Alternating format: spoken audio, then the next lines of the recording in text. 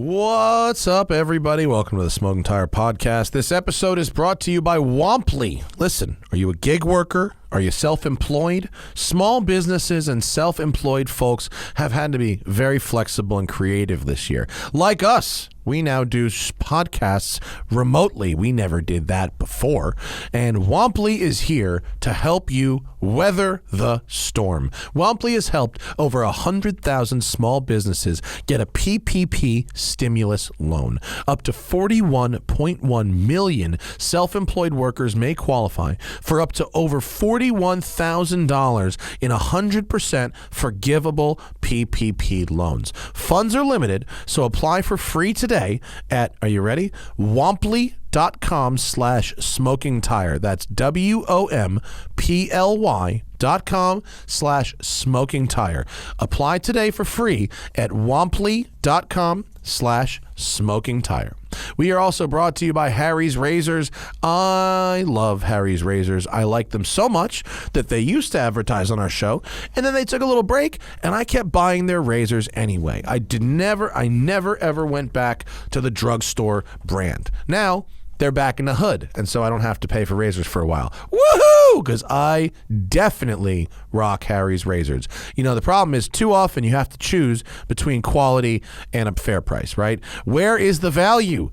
That's where Harry's comes in. You don't have to choose. They give you award-winning blades at factory direct prices. The first time I used Harry's Razors, I was very impressed with the quality of the edge on the blades. I have that thick Arab facial hair. And so I need a little horsepower on my blade to get through that.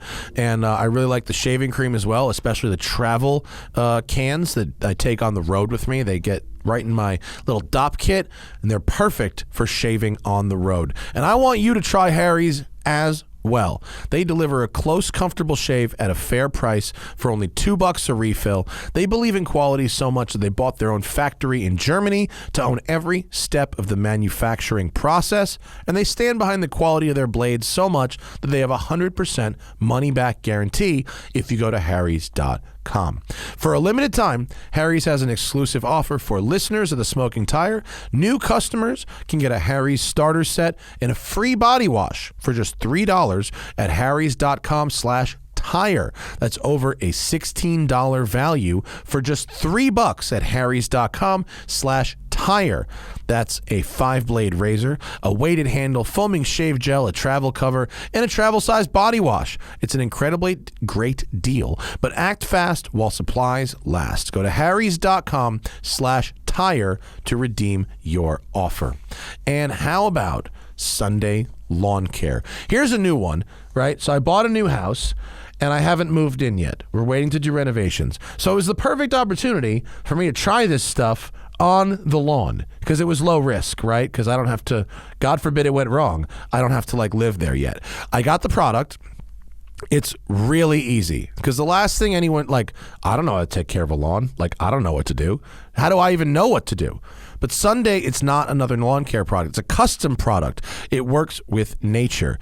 What you do is you literally put your address in their website. I got a free lawn analysis tool, which uses a combination of local knowledge of the soils and compositions of the ground, plus Google Maps imagery to get your square footage and then what kind of soil and grass is common there. So you get the stuff your lawn needs with a tailored nutrient plan and nothing it doesn't. It's made with ingredients you can actually pronounce, like seaweed, iron, and molasses, so you can grow better grass and feel better about it. The box showed up. All I had to do is attach the ready-to-use pouch to a garden hose and spray. That was it. Put the thing on the hose, spray. Done. It took less than 15 minutes. I sprayed it all over my lawn, and my lawn looks nice.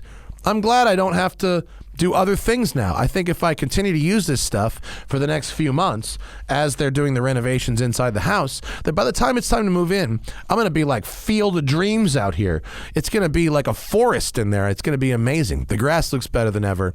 Sunday has taken the guesswork out of growing a greener, more beautiful lawn. Go to getsunday.com/tire. That's getsunday.com/tire to get $20 off your custom lawn plan at checkout. Go to getsunday.com/tire. $20 off your custom lawn plan at Get Sunday.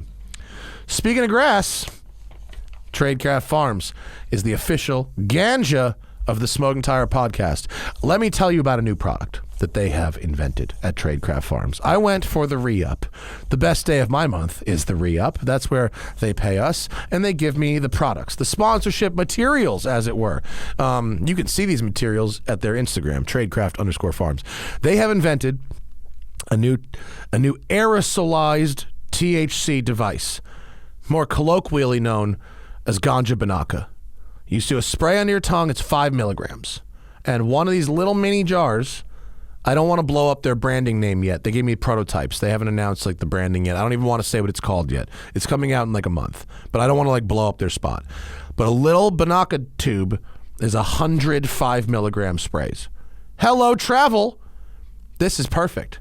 This is revolutionary, and only Tradecraft has got it. Did they put it on their Instagram? Is that it yet? On that post? No? Okay. Well, when they post about it, I'll start talking about it more. But it exists. I've tasted it. I'm the beta. It's like full self-driving beta, except the things only happen inside your body. No one gets hurt. No one else gets hurt.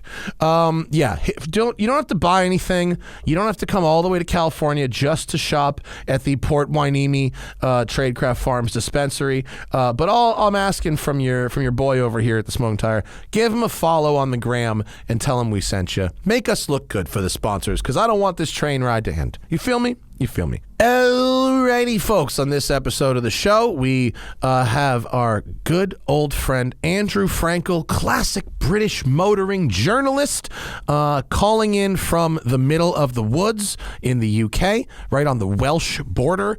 We had some technical difficulties because this fool lives in the middle of nowhere, and so it was a bit of a struggle technically. But Andrew is a great dude. He's a fabulous writer. He's got great stories. He's promoting his Instagram British car. It's a British car mag on Instagram. It's called TheIntercooler. It's proper British journalism, but in an easily digestible Instagram format. And they have other things that they're doing with this brand, so we look forward to seeing that. But for now, give the Intercooler on Instagram a follow and listen to the British motoring stylings of our friend Andrew Frankel on the Smoking Tire Podcast. Yeah, usually what happens to us is a tree falls on our internet connection. Yeah, you laugh. It happens. Not surprising, actually. I laugh because I know how true it is. And then also what you get is the cables kind of hooked up on a pole that they put up like 50 years ago because it comes down the telephone line, and they come along and they say that pole's too old to climb. It's too old to climb.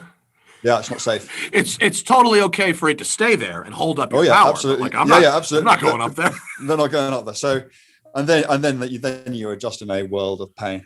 You are also the poles on somebody else's land. I mean, it's the whole thing is just a nightmare. But we're working at the moment. Did you and Chris Harris end up living in the same tiny little village with like 50 people in it intentionally? Who was there first? Depends what you mean by there. So I was in the area first. I was about 4 miles away. I was in a little cottage over the hill. Then Chris bought in Brockware. And then, so he was first to Brockware, but I was first to the area. So who knows? Okay. But it is quite strange. It is. Well, I did ask his permission because I thought this is a bit weird. And I did ask him if he was okay with it. Anyways, so cool. Yeah, no, I mean he's a fun neighbor to have. I imagine good times can be had when Chris lives, right across the street from you, basically. When he's around, but you know how he's just here, there, and everywhere. As you will know, he's quite a difficult bloke to tie down to anything at all. But there are very few people that I consider friends where it's normal and acceptable behavior for them to return a text message months later. Like it's not. But hey, he returns it. So well, that's what I'm saying. I go, how did you even find? You know what I mean? Because it's like it's not. No. So what? The only time it pisses me off is when people come to me and say, "Is Chris okay?" Because I've been texting him, like left, right, and center, and I haven't heard anything back. And I kind of like become his filter. And I just say, yeah, he's absolutely fine. He's just being Chris. I think But yeah, I people think now it'd be use not me to okay get if to he's actually getting back to you. If he's getting back to you same day, send a team in there because he's got a problem. No, but I watched your Citroen race. It's fabulous. Two CV, Oh, the that was two fun. CVs. That was a laugh. Your two CV Yeah, looks kind of nice. it is. Yeah, Like you have like a I didn't good really one. want to. Yeah, I mean, well, it depends what you mean by good. I secretly quite admire.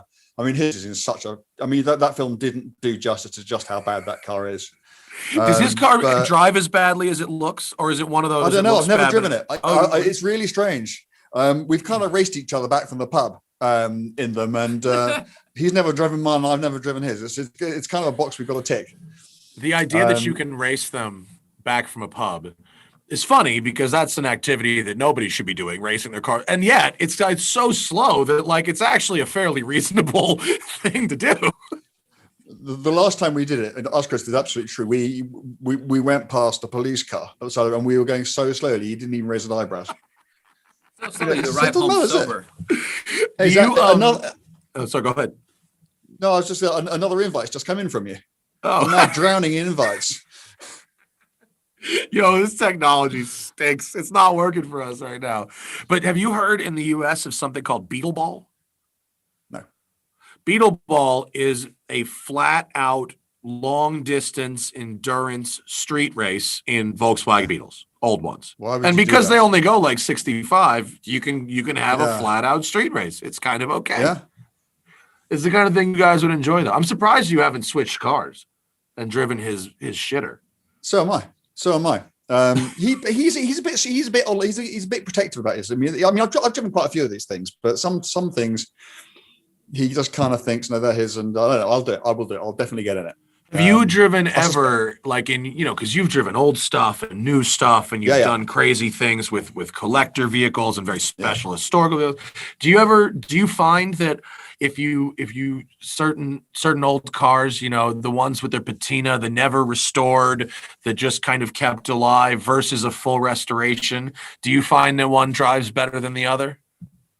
I like the cars with all the patina, but which drive as they should. Because cars that are just out mechanically, they're just shit, aren't they? And to me, there is no. Are we recording this? We've been recording. No, we've been recording. We dive bomb into the show. It's all good. Oh, okay, fine. But yeah, uncensored. Say whatever you feel. Can't get fired. Productions. I just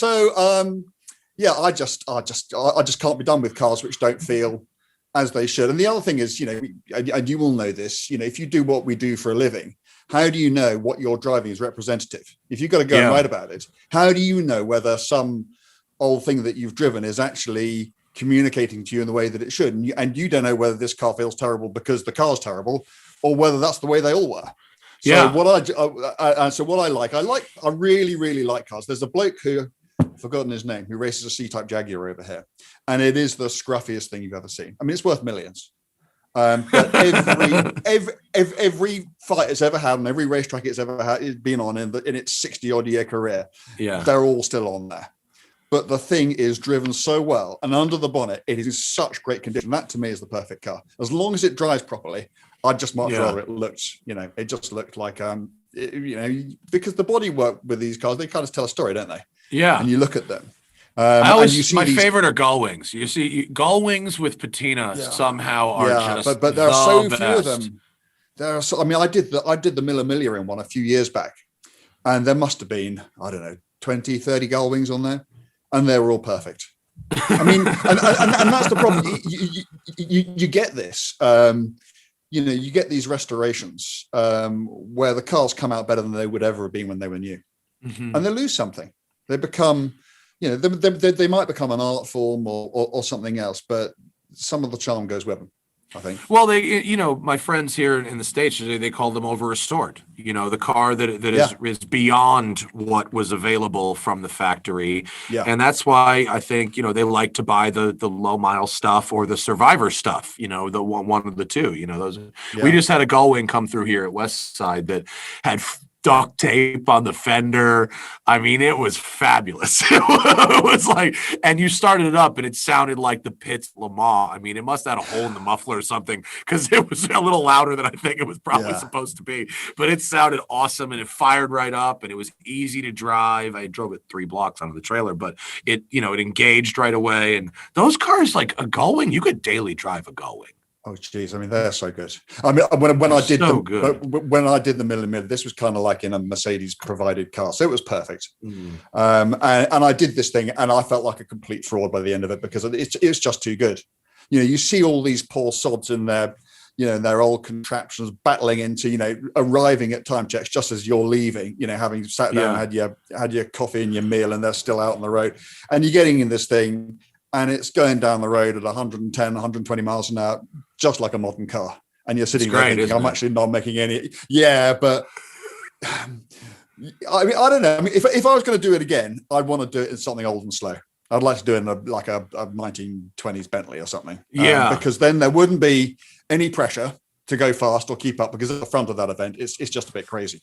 What you particularly get on that event is you get these really, really fast cars, the sort of 50s racing Ferraris and Maseratis. But the problem is their support crews, because you've got these really rich guys in these really amazing cars, and they say to their team, okay, your job, in your hired SUV from, Milan Airport is to keep up with me. Because if I got a problem, you need to be there. If I got a problem, you need to be there. Right there, right yeah, then. Exactly. Yeah. So you get these guys in their 250 Mille Ferraris, go boom, but right behind them there's a bloke in a Toyota Previa, and it's just so that's kind of it. But down the other end, with the Bentleys and the Bugattis and the Alphas, it just doesn't matter. So that's such an interesting perspective. Yeah, the crews it's like a group race. That's where the danger is. I mean, I saw some pretty crazy overtaking on that event, but most of it was by support crews, not the real thing. Yeah, how interesting. I know some guys who've done like Gumball and then the Mille, and they basically say it's the same thing. One is just like, because the cars are more valuable, they just let you get away with more, but they're basically the same thing. You just dress a little different. Yeah, and people just get carried away. And also on Mille, when the police, they don't just let you get away with it, they collude with you. They actively try to get you to go faster.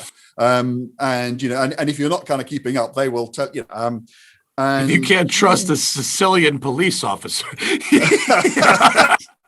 But you could just see how let's be frank about this. There are big accidents on those things, and you can see how they happen. People are really tired. They've been on the road for days. They're going really fast, and if however tired they are, their cars will probably get even more tired. And these drum brakes and the passes that you get at the end, and problems happen. But great event. What kind of what kind of seat time are you looking at? It's like a 12-hour driving day, right? So the last time I did it, for whatever reason, Mercedes would only assure me to drive the car, so I couldn't even share the driving with somebody else. Oh God! Yeah, I'm not complaining. I'll drive it. Yeah, I guess. No, it's just exhausting. It sounds absolutely exhausting. You're doing at least that. Yeah, and it's 12 hours, not 1 mile, which is on any kind of motorway, and all the time you're going fast. Wow. Hey, it sounds intense. I mean, frankly, it sounds very intense. When I finished the line, I turned to him and I said, "What's your feeling right now?" As we went over the line, he went, "Relief that it was over and that we're in one piece." Not, "Wow, that was an amazing experience," which it was. That came later, but at the time, it was just, "Thank fuck for that, we haven't screwed it up." And we can give this car back, and it's in the right number of bits. And well, irreplaceable car, or at least historically significant, if not irreplaceable. But even that reaction though, back in the day when I was doing this silly, road rallies that were road lifestyle rallies that are just basically endurance street races. They were real fun when I was 25. But when you finish, it's the same thing. You go, nobody killed anybody. No, nobody. Nothing horrible happened. Like, okay, now it's and after a while you're like, maybe should we be doing that? That's what I felt. That's what I felt. Yeah. Should we be doing this? Yeah. Can I ask you a question? What? Sure. Okay. Because I want you to tell me what a car I should have driven is like. Because you've been out in the Elva, haven't you? Oh yeah. Yeah. Yeah. I haven't. I finally got one. But, finally got one on. Yeah. I needed the Road and Track business card. Without the Road and Track business card, I wasn't. Matt Farah wasn't getting dick. But the Elva is so crazy, and it's so good because they've gone full whimsy, and they have abandoned. You know, have you driven the 765? Yeah. Did you determine that, like, okay, you can stop now? This just stop. That was my takeaway. My takeaway was like, I thought the 765 was absolutely awesome. I love that. Well, it's crazy, but when you think about the fact that all it takes is a credit check and you're out the door with one, they said, on my insurance provider's annual phone call, they said that the 720 is the most written off supercar. They write off one a week. And so while I understand the urge to go, to push the limits of physics and to make faster cars, and that's what supercar makers do, right? At a certain point, the 765 blew the tires off at 90 miles an hour with the traction control on. Like, okay. It's like, it felt like a prototype car or something. Yeah. But the problem is, you talk to the guys who make these cars. Yeah. And you put them and you talk to Mike Flewitt, the head of McLaren, and he or McLaren Automotive, and he is a guy who lives and breathes Lotus. He races Lotuses. He likes nothing. He's not a huge fan of massive power. He just wants light, compact, lovely cars. But he has to build cars that his customers want. Right. And they just want more. Yeah. You know what? Like, I don't think they should have made it slower. I just, like, they didn't have to do the close ratio gearbox. That's where it really started being like, did you really go hammer down in the 720 and go, I know what this needs? 15% improvement in gear acceleration. Like, that's what, So anyway, it's what they do. It's what they do.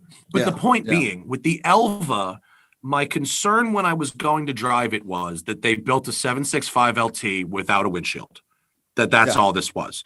And thank the baby Jesus, as Jeremy would say, that it's not that. The powertrain, although it makes 800 horsepower, it's basically a standard 720S powertrain. It's sprung and damped like a street car. It's not a track day special. It's a street car. Yeah. And it's so light and so effortless that even though it makes all this power, there's almost no road in the world where you could use it all. So you end up enjoying other things about the experience besides the sheer speed. And obviously there's sheer speed. It's crazy how fast it is, but it's a crazy fast street tune. It doesn't have the close ratio gearbox. It doesn't have the engine bolted to your spine. It has more regular seats. The tuning of it is it's like a 720, basically. It's like a lighter 720. Does the flippy up thing work? Yeah. The flippy up thing works. AAMS, the ugly thing that comes up, it works. It stops anything that is about the weight of air. so it keeps like most dust and most bugs out of your face up to about 100 miles an hour. Beyond 100 miles an hour, it's pretty worthless. And the one thing that's annoying about AAMS is, and actually the image that Zach has on the screen, which you don't have, is the drawing of it. The image is inaccurate because the image implies that the flap, the AAMS flap, pops up like an air brake when it in fact slides up, which is a very funky system. It stops working about 100, and every time you start the car, you have to turn it on. The default is off. Why is that? And I don't know. And by the way, because it's McLaren, you've got to be stopped, or you have to be going below. No, not stopped. Excuse me, not stopped. Below 30 miles an hour to turn it on. So here's a scenario. I stopped to get fuel, put fuel in the car, wasn't thinking, got back on the freeway, accelerated to freeway speeds. learn, oh my God, I left the thing down. Oh no. So now in order to I actually have to pull off in order to activate it. I can't just activate it at 60. So that is a mild inconvenience.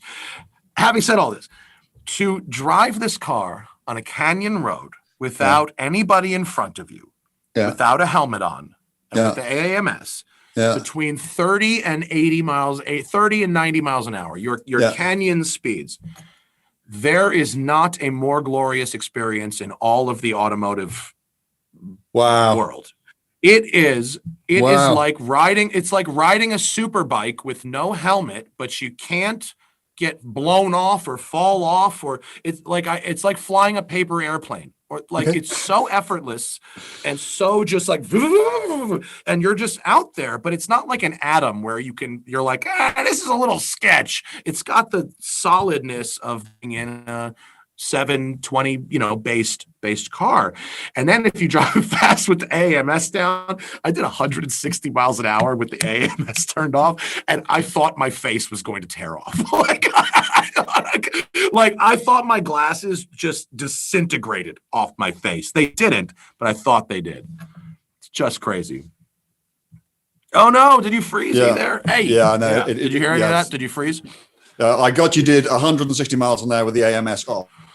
I thought my face was going to tear off, and I thought my sunglasses had disintegrated, and it's just crazy. I mean, considering all the other cars that are available at $2 million plus, and most of them are a variation on crazy horsepower, crazy top speed, crazy bespoke, et cetera, et cetera.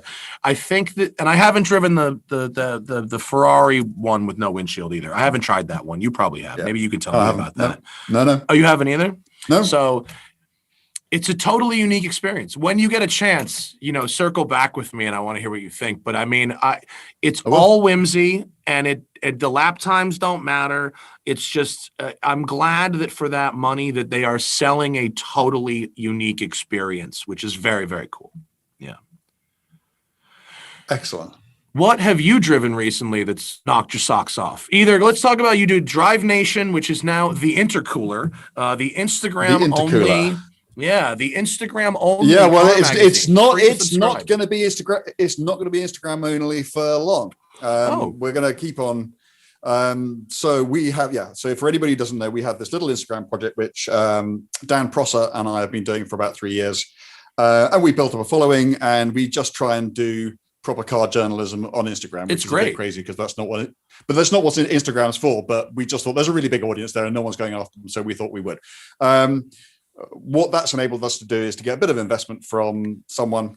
And so we are in the next 2-3 weeks going to launch a standalone online product. And I can't really say much about what it is, but if anybody wants to follow us at The Intercooler, then, that's where we'll be, and that's where we'll tell everyone about it. But yeah, we just try and do, short form journalism, but of a reasonable quality on Instagram. And it seems to resonate with people. We don't earn any money. I really like it. It's super digestible. Yeah. It's really nice. Yeah. Go ahead. Yeah. Yeah, no, the problem for us has been we've done it for 3 years. We've loved every second out of it, and we've earned precisely nothing from it. Oh, that stinks. Well, it does. I mean, it was all kind of part of the plan. We kind of knew we weren't going to really get much advertising on it. We just wanted to grow it to a point where people would take it seriously and might want to invest a bit of money in it, and that's happened now. So we are quite excited about what we're going to do next. So the Intercooler is a very good name. That's a good name. Do you think so? I do think it's a good name. I'd love to say that's what we planned all along, but it wasn't. It was Drive Nation, which we really, really liked, until this investor came along and said, "You trademarked that name. You protected it." And we went, "What's that?" "What's that?" And they went, "Well, if you do build it into something really cool, and somebody wants to offer you a vulgar amount of money for it one day, you won't be able to sell it because they won't buy it unless it's protected." And we thought, "Oh, we'll just go and protect it." Turns out someone else is doing it first. Oh no! So I'd like to say this was all part of some really cynically calculated business strategy, but we kind of had to do it, and we spent forever trying to find another name. But what we do, we like the Intercooler because Intercooler, that kind of obvious. We like the fact that it shortens to TI because there are a lot of cool cars with TI in their name, and people have been very kind about it. So yeah. To me, the intercooler implies like the car version of the water cooler, like where people would gather at the office to talk about gossip, the idea. and that's where I read it, knowing nothing at all about what the actual product is. That's what the name implies. If that's what it is, I think you've done well. Well, thank you very much. We also like we like the fact that it's a real name, because most of the sort of new products in the automotive media online era, they're kind of made up names because all the good names are gone. And you can't call something car or auto car or performance car or Evo, because that's all road and track, because that's all been done. Yeah. So to find something which we think resonates, which is real and we can protect, which we have, that's just like wow. Naming stuff is really, really hard. Yeah. I know. Really, especially if you're talking about a global product. Now we're going international with the trademarks. It's crazy. It's a tough thing. Yeah. So you spun this. I asked you about something that knocked your socks off, and then you spun it to me yapping about the Elva. So I'm going to throw it back at you. What did you drive recently that knocked your socks off? 765 LT, but we can't spend our entire time talking about McLarens, because that would be boring. But that's I thought that was really cool. I'm looking forward to driving the new GT3. Has anybody driven that in America yet? No, but I have a date. I'm driving it the second week in April. I get it for 24 whole hours, but better than nothing. Yes, I do. Wow. This is what they're doing in America instead of press launches now. Porsche, they come to your house and they give you a little 30-minute walk around with the car, and then they leave you with the car for 24 hours and they come get it. That's what they're doing instead of a press launch. Frankly, I'm about this. I'm 100% on board with that for forever. Yeah, this sounds like the work of your friend of mine, Mr. Fitton, doesn't it? This, I don't know. I think this is Frank Weissman might have come up with this plan, but I will take it. I will take the plan. Porsche, the way that Porsche's GT launch program happens in Europe is like way different than how it happens in America. Porsche Cars North America and Porsche Cars in Europe are like, they're operated like completely different companies. It's really crazy. Like last year, I guess it was 2 years ago, wasn't it? 2019. I didn't do anything last year. 2019. Who did? Yeah. So Porsche Cars North America has to buy their press cars from Porsche Cars Germany. For real. Wow. And so Frank had a really good idea where he would have some journalists take factory delivery of these press cars, drive them from Stuttgart to Leipzig, put them on a transport plane, and fly to Ohio with the cars. I did this, and we drove them down Tail of the Dragon and delivered them to Porsche in Atlanta. So we literally took delivery of Porsche Cars North America's like press fleet and show. But that's a really cool story, isn't it? Super cool. That's a cool story. Yeah. And we flew on either the coolest or the trashiest plane ever. It was like an old decommissioned 747 that had a live-aboard mechanic. It was so crazy. It was so ridiculous. You had to wear like a hazmat suit. It was the grimiest shit ever. Oh, it's a great story. Oh, it's a great story. I'd love to do that. Great story. Yeah. How did you get started? Oh, go ahead. No. That's how you got started writing about cars. Yeah. By being shit at everything else.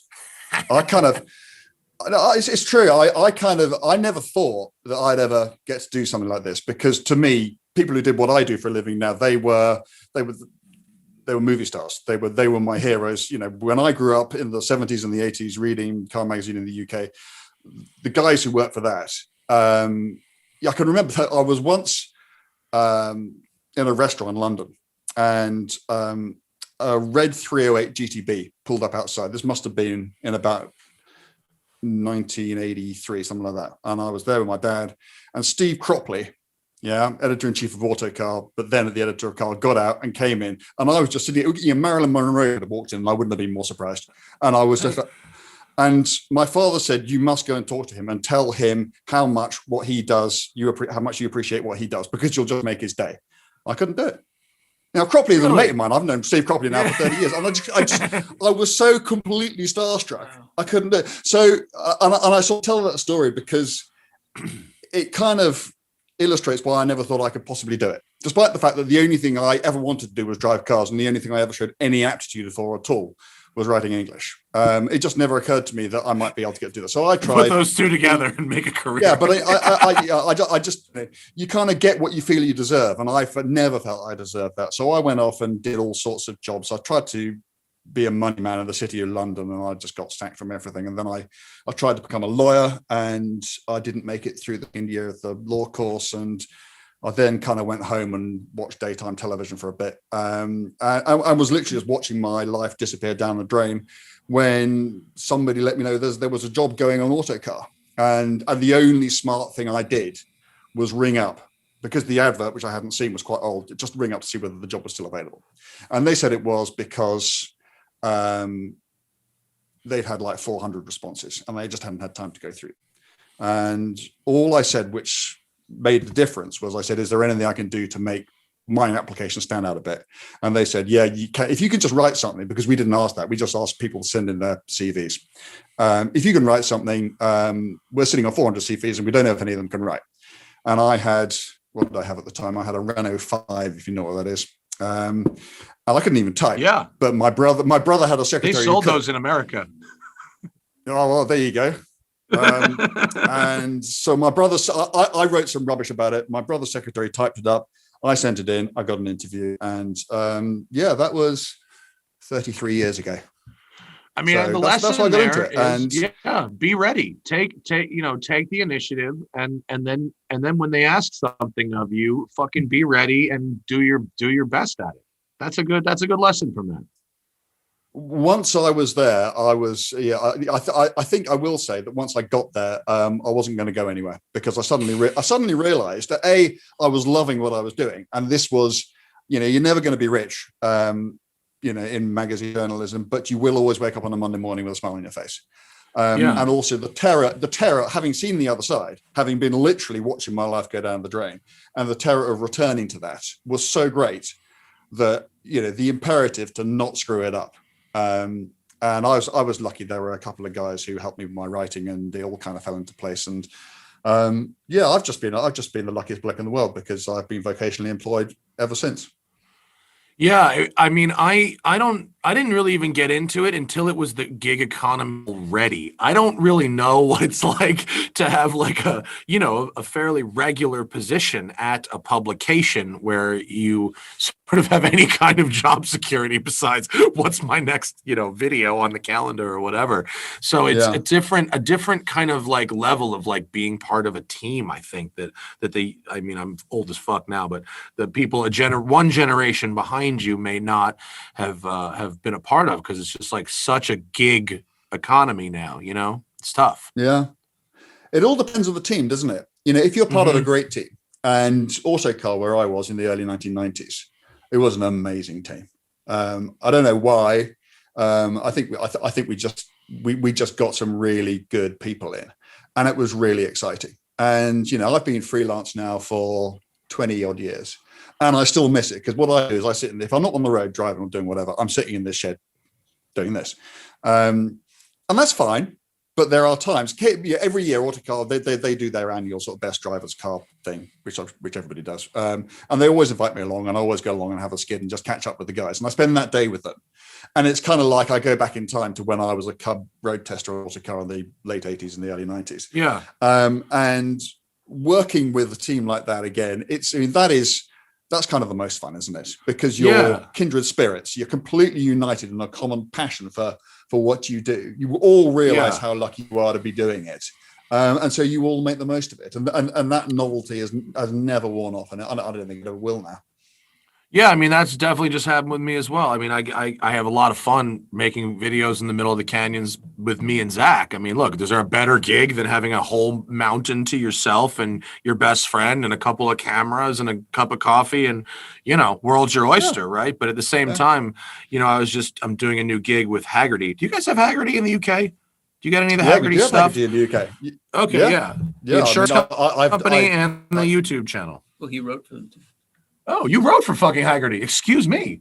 I've done the odd thing for Haggerty. Yeah, Haggerty insure my cars. Leave that store up. Me as well. I want to talk about GTO Engineering's 250 that you drove, because that looks very cool. Yeah.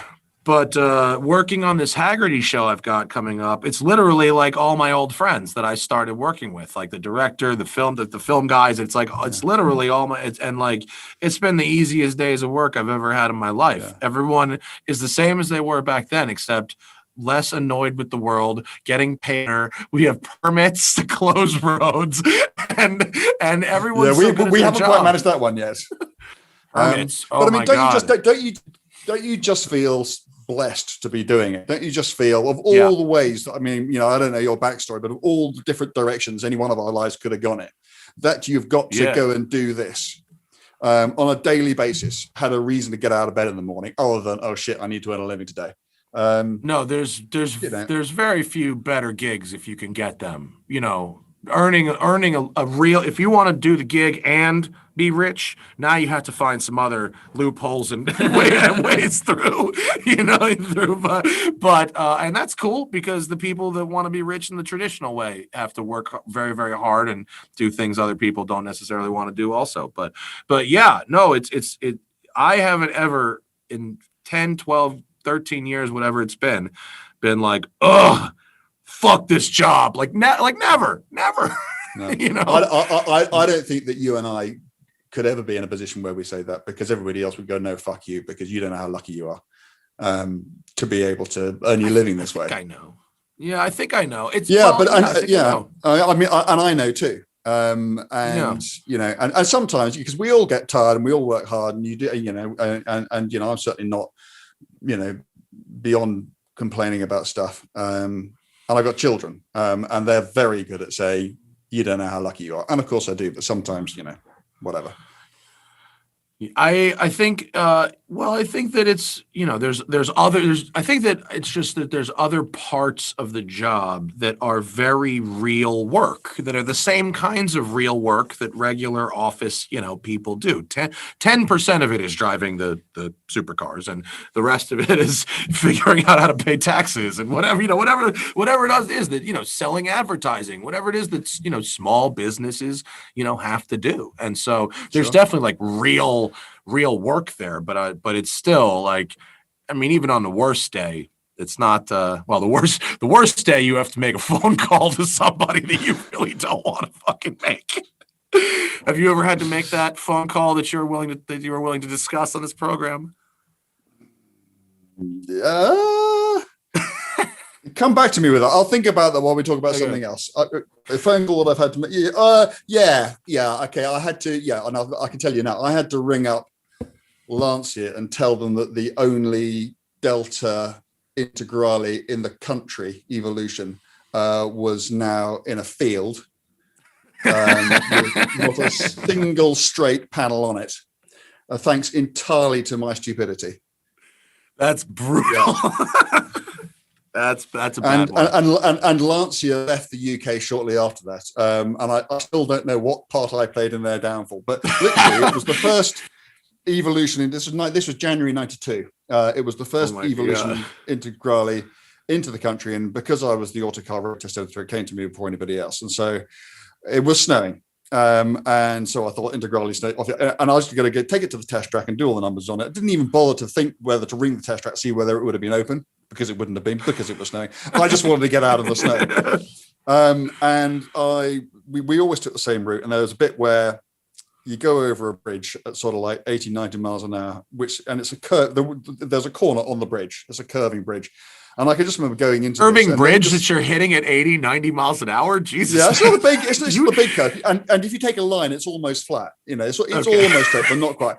And what I can remember, the first time I realized, this will tell you how quickly it happened. The first time I realized I was in trouble was when I saw my own tire tracks doing this through the snow. I was already pointing backwards. And then the car went off the road and down a ditch. And because it was a left-hand drive car, the B pillar came in and smacked me on the head and broke a few ribs. Oh, wow. And then it kind of started rotating down the ditch. And eventually it spat itself back out onto the road again, and then went off the other side and ended up in the field.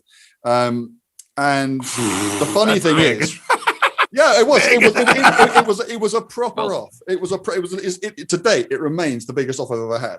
I mean, I was kind of okay. I was a bit, you know, I had a bit of concussion and, you know, whatever. But And that was an off and on and then an off again. Yeah, there's multiple offs, ons, and back offs. it was an on. You get extra It was an points for on and off, and then an on off. I mean, the second time it was on, it really wasn't on for very long. It kind of went straight off again. That would be a fun T-shirt. Now that I'm thinking about it, it would actually be kind of fun if we showed, the road vertically, right, and then the tires back and forth. Yeah, on, off, on. Yeah. But I was never I never had that. You get that moment when you're kind of losing control of a car, when you think, maybe I've got this. Have I got this? I haven't. I never had that. I literally went from being completely in control to having an accident, and there was no measurable period of time between the two. And crazy, the funny thing is, clearly the story got out, and it still comes back to me every so often. And people always say the same thing: is that the car was upside down in the field, and in fact, the only panel on the car, literally the only panel which wasn't damaged, was the roof. Oh, that's a call. That's a rough call.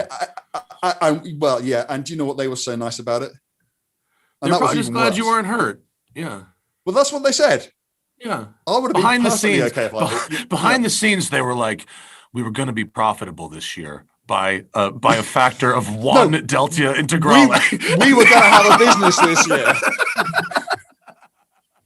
And all brutal. They could say was, "Look, are you okay?" "Yeah, I'm fine." Actually, I didn't even know I was hurt at the time because these concussion and ribs and that sort of thing. So I didn't even know I was hurt. And they said, "Are you okay?" And I said, "Yeah, I'm absolutely fine." And they went, "Look, I'm really, really sorry. It's probably going to be a fortnight before we can get you another car." And that's all they said. Amazing. And then they exited the country, never to come back. How was your review? Yeah. How was your review of the car? Funnily enough, they did get us another one. We did a group test with a Ford Escort RS and a Nissan Sunny GTR. Do you know what? The Lancia won. Oh, how about that? How about that?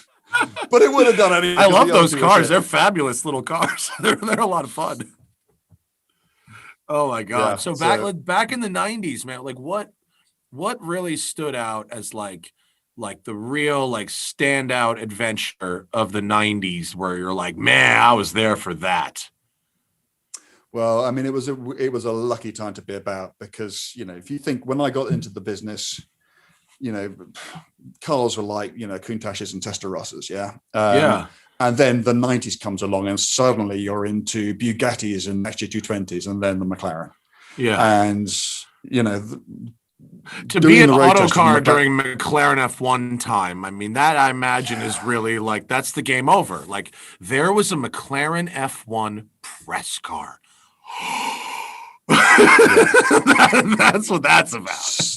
So I think, we did some stupid stuff because back then you can get away with doing really, really dumb stuff. But the McLaren F1 road test, which we actually, because everything was done under the eyes of McLaren, we actually had to be fairly sensible with that.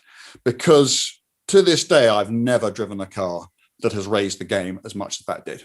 Wow. It remains to be seen whether Gordon Murray's car or the Valkyrie or the AMG, whatever they're calling it, do the same again. But things are definitely getting weird at the $5 million level. Things are starting to get really, really weird, right? To me, it's got a kind of end of days kind of vibe going to it. I mean, I can sort of people think these cars come out and people go, well, that's fine. We're not going to do that anymore. And we're all just going to get really, really bored driving our EVs, and we'll look back on those cars and think, well, that was that, and this is them, and whatever. Mm-hmm. But back then, to get in a car that was so unlike anything else that had ever been created, to be the first journalist. I mean, it took us probably 18 months to land that road test. And to this day, there has only ever been one publication which has been able to run a full set of numbers on the car. And the numbers that McLaren quote for the F1 are the numbers we recorded that day. And the privilege of that, but also add into it, it was May the 2nd, 1994. On May the 1st, 1994, Ayrton Senna got killed. So So we didn't even know they were going to turn up. No pressure. Gordon Murray, the guy who designed or led the team that designed, Ayrton's championship winning McLaren, also designed the F1. Was he going to be there? Jonathan Palmer, who'd done all the development driving, and Ayrton was his absolute hero. Was he going to be? We didn't even know it was going to happen. We were all, because Ayrton was frankly the only hero any of us ever had. We were all, pretty upset about stuff. And then we turned up and they were all there and they were so professional about it. But it made what was, always going to be an unbelievably exciting day, just made it really strange, because this was the big thing that, nobody talked about it. We all went, you're okay. Yeah, fine. All right, let's get on and do this job. And yeah, so much stuff. Was Senna at all involved in the development of the F1 at all? Did he do any? He didn't, right? He didn't do any testing or anything like that, right? Not that I'm aware of. No, it would have been. It's interesting. No, I've never heard that story. I mean, people always talk about him being involved with the development of the NSX. Yeah. And yeah, I mean, I think he drove it for like a day at Suzuka. I think that's based on the one heel toe video, though. That heel toe video is the jam. Yeah. I mean, I'll fuck with that. Yeah. The white socks and the loafers. Yeah, great shoes. The loafers. It's all about the loafers. Yeah. There is a connection, and I even used the line because I just forgot to drive the roof Yellowbird, which that's goddamn shit. Right.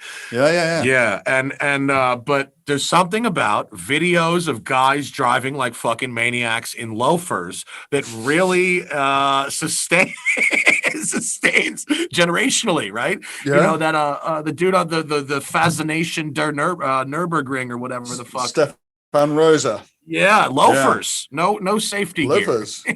Sideways like, loafers. Like a retired football player. He's 45. He's wearing a suit and he's like at a college game. And he's like, let's try and do the 40 together. Yeah. And he dusts some college kid. And there's like this casualness to it. Yeah. It's really cool, isn't it? I mean, it's the ultimate. I'm not only doing this, but I'm not trying. It was the coolest. Yeah. But I mean, that F1 though, what was it like the first time you got in that, having no one's ever driven this thing, and you get in it and set off, and you go, "What the fuck is this?" Yeah, I mean, it was like that, but it was that plus I can't show McLaren this is how I'm feeling, because to me, I'm the gimlet-eyed road test editor. Okay, nothing's going to impress me, and at the end of it, I'm just sitting there going, "Fuck!" I just couldn't hide it. I mean, the smile on your face. I mean, it wasn't what it did was unbelievable, but the way it did it. That noise, the packaging of the car, you don't realize until you get an F1 that every other car you've driven is fundamentally wrong in its design, because you're yeah, but it's true. But depending on whether it's a left or right hand corner, you're a different distance from the apex. And then you get in the F1 and then suddenly that problem, which you never knew you had, goes away. And suddenly I had it with the Speedtail as well when I drove that, and I just suddenly had the feeling about it again. And I thought, yeah, of course, this is how it should be.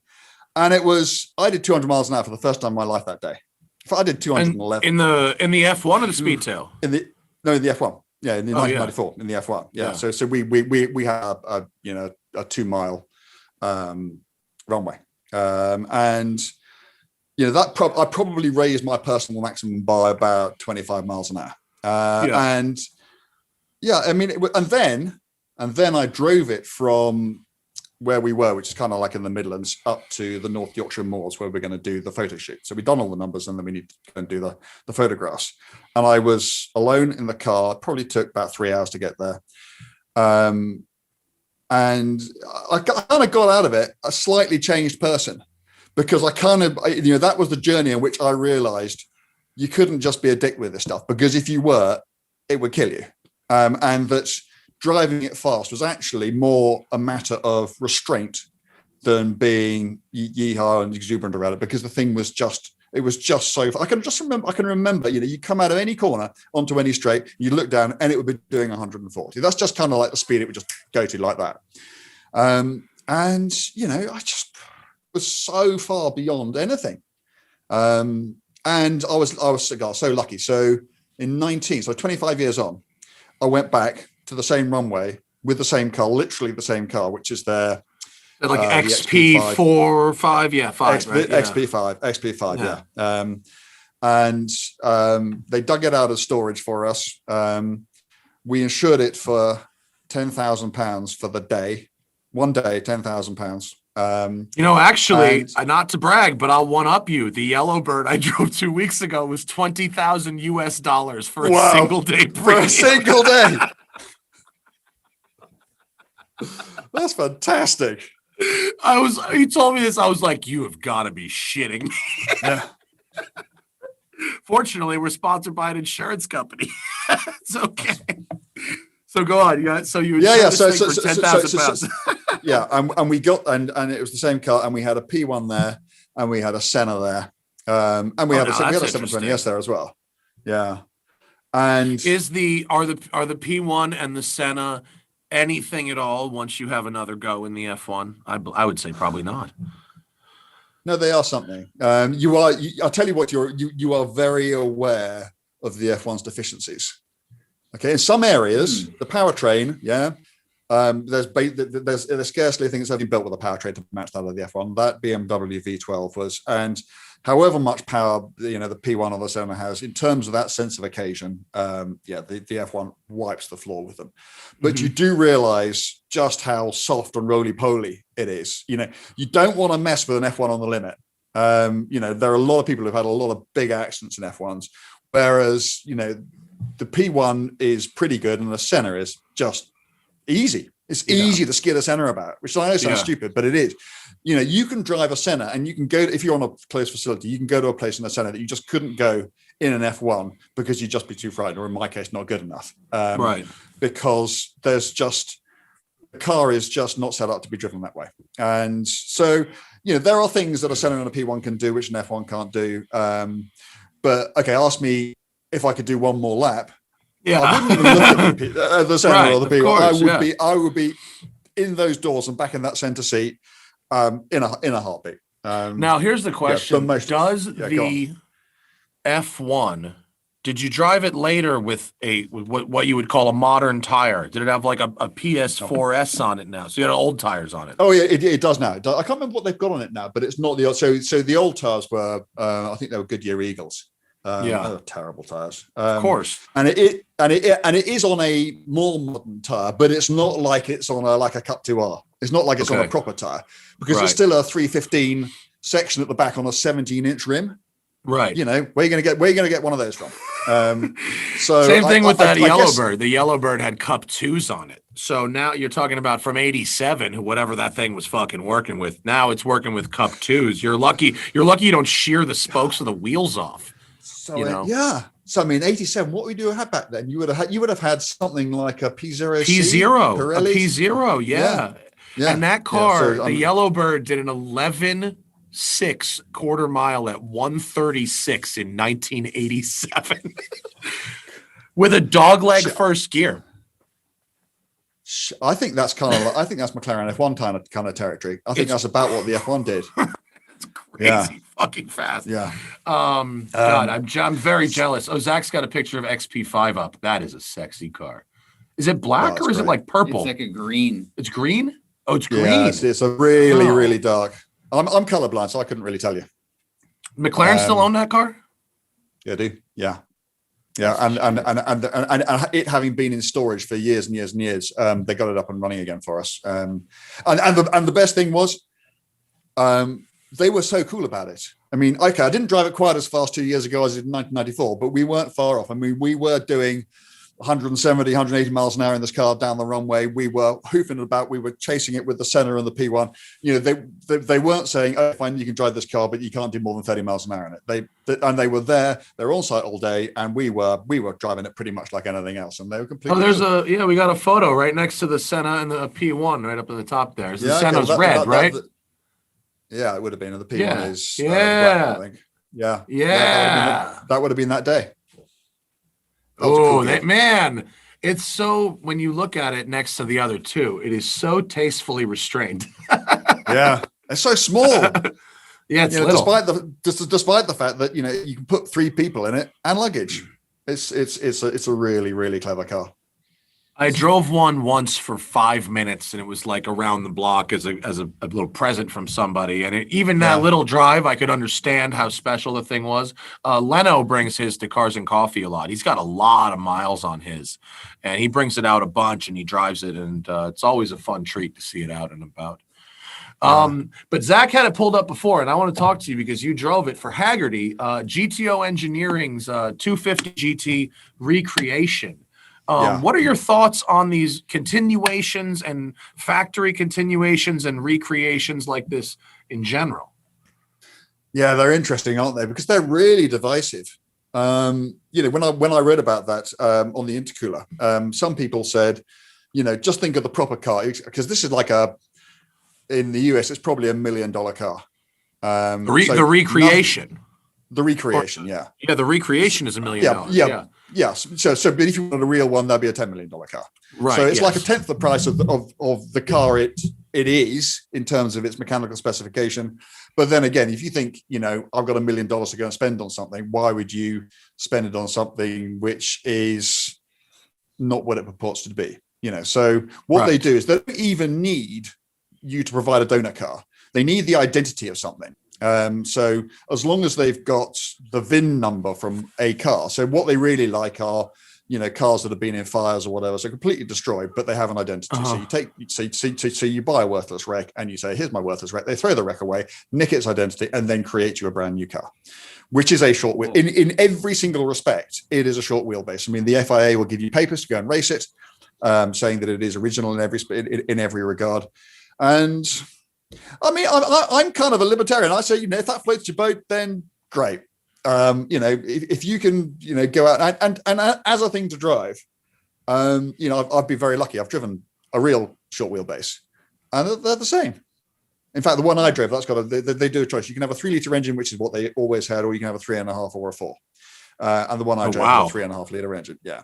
So is that what like a GTO would have? Something like that?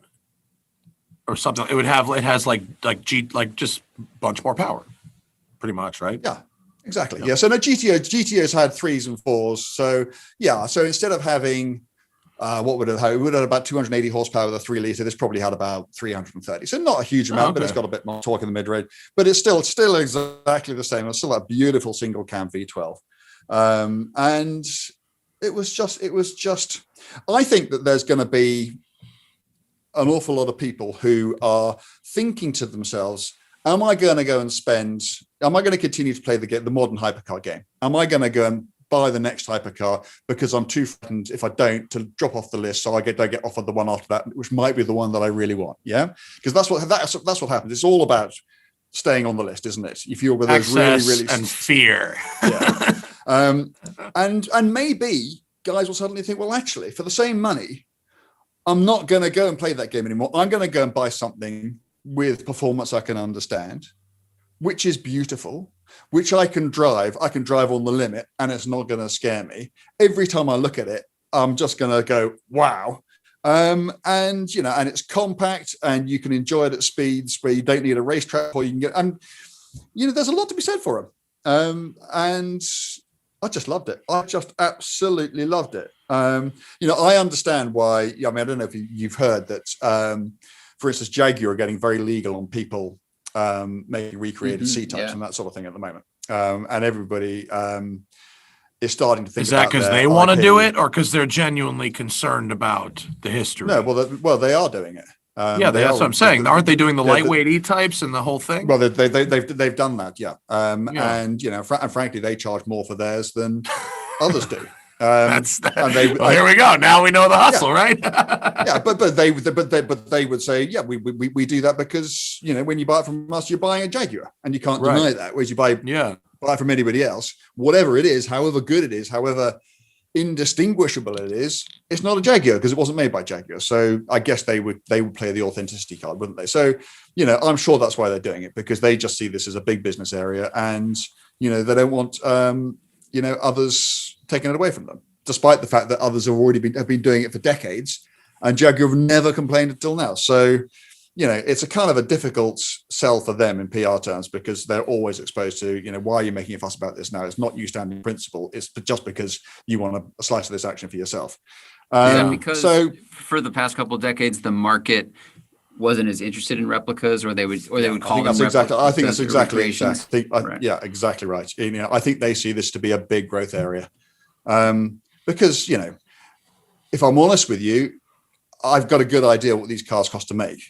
And you can make, the profit margin on these cars is just enormous. Yeah. Yeah. So you can go to, I don't know, I reckon that for about $200,000, you could go and get someone to build you an amazing E-Type. probably a C-Type that is as good as anything that Jaguar built in the 1950s. Now, I can't remember what Jaguar will charge you for that, but it's like many times that amount of money. So, I can see that there is a lot of money to be made from it. I can see, I can see it from Jaguar's point of view. If somebody started, publishing my words under their name, I'd be pissed off. I want them to stop. Yeah.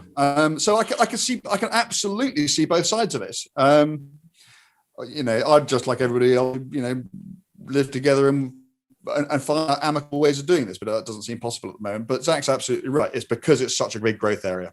I think they can see that this is the way the world is going, and I understand why. I wonder if I wonder if the way the world is going, we really, if you're looking at the 7-figure car level, it's a lot of the same. It's like the same 1,000 people around the world are buying all of this stuff. Yeah. It's not either or. It's and. Yeah. And so, but it seems like the middle is really getting chewed out. There's fewer and fewer relatively affordable, fun enthusiast cars, whereas there are more 600 horsepower mid-engine, mass-produced supercars than ever. You know what I mean? Yeah. It's a little frustrating, right? But I do like the idea that. Yeah, go ahead. The problem is, I guess the kind of cars that you are talking about are things like, Porsche Caymans or the Alpine. Do you get the Alpine A110 over there? No, it's a tragedy. We don't. No, we should. Oh shit, guys. Yeah, anyway, I know. But uncivilized. But the problem is that if you ask Porsche, they'll tell you that their least profitable car is a Cayman. And Alpine, although people like me drive these things and we just think they're fabulous, they're not selling very many of them. These aren't big winners out there in the world. And I think that guys like you and me who just love cars simply for what they're like to drive. I don't care what a car says about me. I really have no interest in whatever image I think it might be projecting of me. I just want to know what it's like to drive. But we're a really, really tiny minority of people. And they can't make cars for us because there aren't enough of us around. They have to make cars for people. And it's the same reason cars keep on going and getting more and more powerful, because you can't turn up in the car that was less powerful than the one before. Yeah. And it's what I was saying about McLaren and why they have to play the power game, even though secretly they don't really want to, because, if they had a car that's, weighed 1,500 kilos and had 1,000 horsepower. The next one weighed 1,200 kilos and 750 horsepower. Maybe it would have a better power to weight ratio, but they wouldn't be able to sell it because people will go, well, hang on, it's less. Therefore, it's going to be worse. Well, it's not, it leads to also in the mainstream market the total detachment of with badges from reality. Right now, all of a sudden, Mercedes's 63 models are actually 4-liter twin turbos, but nobody wants. You can't badge down. And you can never. And their 45s are 2-liter. So it's It's been Porsche's running out of chassis codes. They're up in the high 990s. They're going to be fucked soon. Yeah, what are they going to do? They're going to have to go around again, aren't they? They are. They're going to have to go right back to zero. Oh my God, that's fucking good. What really stands out? McLaren F1, obviously. Yeah. But Zach just pulled up a picture of the Taycan Turbo. The Taycan Turbo S was one that for me that I can imagine with you, maybe with the McLaren, where you drive it and you go, holy shit, this is another thing. This is a thing that is a little different. Yeah, but there's a big difference, isn't there, between a car that's really objectively impressive, like a Taycan Turbo S, and a car which grabs you by the heart. And Taycan Turbo S is a great car, don't get me wrong, but I don't love it. I'd rather. Yeah, okay, another thing. Those cars. You've probably done a full bore starts in a Taycan Turbo S, yeah? Yeah, I don't like it after one. I feel sick. Yeah, there you go. That's the point, isn't it? And if you think about it, in terms of the forces on your body, it is like doing a maximum deceleration emergency stop in reverse. Who would ever choose to do basically, that? Basically. No one would ever do that. Yeah. Yeah. So, impressive. One of the reasons I believe someone with Porsche will ring up and say this is rubbish. But one of the reasons I believe that they were only able to quote a certain, because they were very worried about people saying, oh yeah, you might be able to do these amazing times once, but you can't repeat them. So they did a repeatability test. They did maximum full ball starts, and they got to a certain number of times, and we did 0 to 100 miles an hour, whatever it was, 12 times or whatever. I believe the reason that they stopped doing that, it's got nothing to do with the car and everything. The driver, with the stomach of the driver, and the driver just go, I can't do this. 100%. 100%. It's not nice. I did it. It's not. I did it twice in a row for camera. It was horrible. Yeah, exactly. But it's not just 150 grand Taycan turbo. If you get a Tesla Model 3 with the with the 4-wheel drive and everything else, even that, when you just go, because of the way they don't build, they go from nothing to everything like that. It's not a pleasant experience, and I can admire it. It's a make your friends shit your pants, their pants once. And this is what makes me think about things like, the Pininfarina Battista and the Lotus Evira. These 2,000. What's a 2,000 horsepower car going to be like? Right. People are going to send them off of cliffs. I reckon the owners are going to put their foot down in those cars once, and they're going to do it, and they're going to think, well, that was really interesting, and I'm never going to do it again. Because that's what the Bugatti guy told me. Jamie Morrow, I drove a Chiron Sport, and it comes with a chaperone, as you do. And that's okay. Beggars can't be choosers. I'll fuck with it. And he was cool as hell. And he was telling me crazy stories. And he said it used to be with Lamborghini. And he said when he would go out with these prospective Lamborghini customers, they were so full of testosterone at that level that he was like terrified every time he went out. He said with the Bugatti, these guys are much more secure in themselves and their money and their manhood. They put their foot down once to see what it feels like. And then they just cruise around and they write the check. And that's about it. And they go, oh, it's quiet. My wife will like this. Okay. And then they write the check.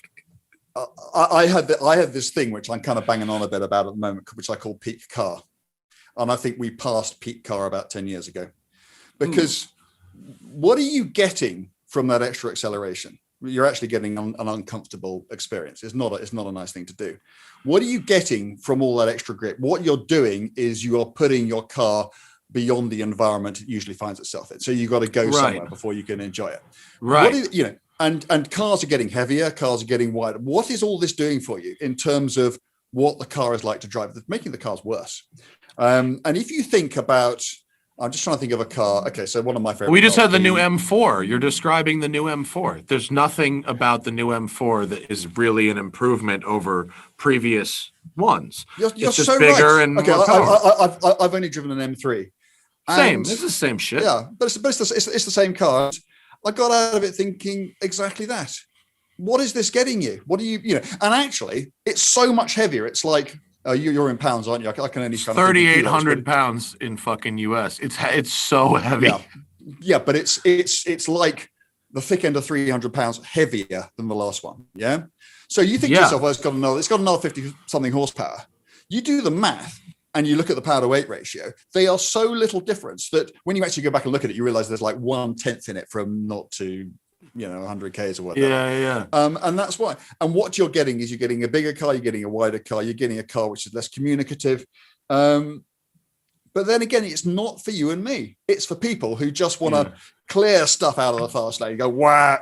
And, and tell people they got a 500 horsepower car. Yeah. You know what I really like about my older cars is I can run a line, like almost like a racing line within a lane. I can move a little bit in a lane. It really started for me with the 992 Porsche where I went, oh my God, I don't have a lane anymore. I have one place in this lane that I can put my tires. If I move this way, I'm on this line. If I move this way, I'm on this line. And I have an inch on either side. Yeah. But you're right. I think 10 years ago, like 2010, was about. I have a thing about the 997 second generation 997 GT3 RS. So that was 450 horsepower, and that to me, I think that's probably peak car. I think that is. Okay, 4 liter if you can do it, yeah. But do you know what? I'll settle for a 3.8. I had a run around Scotland in Porsche GB have one. That's a very famous car. certainly in the UK press. Oh, the one they still have, right? Yeah, the one they still have. And yeah, actually, when I can't remember, it was a couple of years ago, and I thought of some ridiculous excuse. Anyway, I ended up in this thing in Scotland, and I drove it across the Highlands and these amazing roads. And despite all the really, really fast, powerful shit that I've driven since, I never sat there for a moment thinking, "Oh, I wish this thing had more power. I wish this thing had more grip. I wish this thing had better brakes." I give it all up for a car with that feel, that delicacy, that sense of, communication, that sense that you get of being at one with the car, which is all the actually really important stuff that we're losing. I give it up. I don't need it. And you were losing it at the cost of losing it is speed that outside of a couple of select places you really can't use, and it doesn't really help. And it's just the next thing to brag about, really. Yeah, exactly. Which is unfortunate. And the car manufacturers love it because it's so much easier, isn't it, to add weight and to add power than to actually do a clever car. Because it is. A car that is, instead of being 300 pounds heavier, it's 300 pounds lighter. Can you imagine what we'd be saying about that car if it was 300 pounds lighter rather than 300 pounds heavy? We'd just be going, "Wow, well done, guys, you figured it out." Right. Almost no one could do that. Mazda did with Miata. They were able to take weight out, which is a huge deal. Yeah, Mazda is the only car that can, the only company that does it, right? Yeah. And look at the Miata. That is a car that is so good that in 30 years, no one's come after it. Usually somebody comes up with a good idea and all the other manufacturers pile in. And what do we have? We had like that last Toyota MR2 and then you remember the Fiat Barchetta and that sort of, but there's, nothing, that car has been without a sustained credible rival for its entire life because it's so good. And why is it so good? It's because it's conceived for proper engineering reasons by people who get driving. Right. Yeah, I totally agree. I'm going to get off the soapbox now. No, you're right. I mean that car and that car, I think, even though it's a smaller volume car, I think that car proves that for those types of products, the sticking to your core is a successful way to do business. I hope. I wish that Porsche would start making a smaller car. They're starting to put very big engines into Caymans here, and those are really good. I have something coming out with a 4.5 liter engine swap into a Cayman GT4, and it makes 580 horsepower, naturally aspirated at 8,700 RPM. I was going to ask you what it revs to. And it's in a Cayman. Wow, that's coming out on my Haggerty show. It is delightful. And who's created this thing? There's a company in New York called Demand Motorsport. Rick Demand. This guy's been building race cars for a really long time and race parts and doing go fast shit. And he has developed a $30,000 drop-in 4.5 liter crate engine for the Cayman GT4. It's the only good value in all of Porsche world. If you can believe that. Every other horsepower you could ever try to gain from a naturally aspirated Porsche will cost you $10,000. So, but that's because people try to do it one at a time, and it's so you just drop in the motor, you write the fucking check, and then you're just walking away from GT3s. It's the jam. I have a whole video coming out. It's beautiful. This thing screams. But everything inside that engine's got to be new, hasn't it? Yes. It's going to have a new crank, rods, pistons, heads, the lot. Everything. But he's delivered like 35 of these things. He's got Caymans lined up outside his shop. Yeah, he'll ship you one. He'll crate one up and ship it over there for you. Drop it in. Yeah. Do you know, I'd have it in a GTS. Yeah. Because I just want it to be, I'd have it in a GTS, just completely stealth. Sleeper. Nice sort of dark gray GTS with a black leather interior, and just that would just be. They'll build you a sleeper. Write the check. Yeah. It's awesome, man. Yeah. Do you have stuff coming up that you're really excited about? What's on the docket? Well, there's a GT3, but I don't know when that's coming. I mean, we probably spent too much time talking McLarens anyway, but the Artura is going to be really interesting to see what. I mean, I kind of hope that we might get to drive one of these crazy hypercars this year. I mean, I go to Silverstone a bit to do stuff, and Aston Martin have a little facility there with a little test track, and I just see the Valkyrie every time I go there. The Valkyrie is always just sort of going around doing shit. So I mean, it's clearly still happening. And and although we've been kind of slightly dismissive of these I mean, I think it's something that is designed by Adrian Newey and Red Bull and to that specification. That's going to be, I mean, that is going to be something else. So maybe this year we'll get in that. But we're not going anywhere at the moment. I mean, that's why I didn't get in the Elva. I know you guys got it in the US and some guys in Europe got in it, but we got rung up and they said, come and drive it. It's in Monaco, but you'll just have to quarantine for a fortnight when you get home. Not helpful, is it? I'm a freelance journalist. I can't. My world doesn't work that way. So, yeah. There's the honest answer to the question is, for the first time in however many years it's been here, there's just not quite enough coming up. But what I'm hoping is that once there's going to be an avalanche. Of really cool shit to go and drive. Let's take me through some highlights of the Frankel personal vehicle. What's in the shed right now? Okay, so I've been through my phase of trying to have nice cars. Okay, and if you have nice cars, what happens is, because you do what you do for a living is they don't get grid driven. So they're sitting in your shed, and their role in your life becomes one simply of making you feel guilty about owning them. And thinking of all the guys who could be having so much fun in these cars. So, I had in the past, I had a 993 Carrera RS. Beautiful. Lovely car. Yeah. Beautiful car. Yeah. I'm not even going to tell you what I sold that for. Not much. I had a. Did you sell it 8 years too early? Yeah, at least. Yeah. The bloke who owns it still gets in touch with me occasionally and just, I still got it, still enjoying it. Yeah. I reckon what it'll cost to get it back. I reckon I sold it for about a fifth of what it's worth today. Oh, that sucks. Yeah. And I had a late 1950s Aston Martin, which I was very fond of, and I had a couple of vintage things and that sort of thing. But what I've realised is the only cars I actually use of my own are cars for going to the pub. So I've got the 2C. Yeah. Slow and shit is my motto. Yeah. So if it's slow and shit, I'll have it. So I've got a 1965 Fiat 500 with suicide doors. Yeah.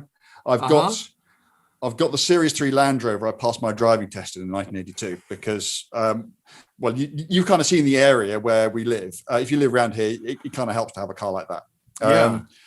I did yesterday. I bought a Caterham. Yesterday? Congratulations. Yeah.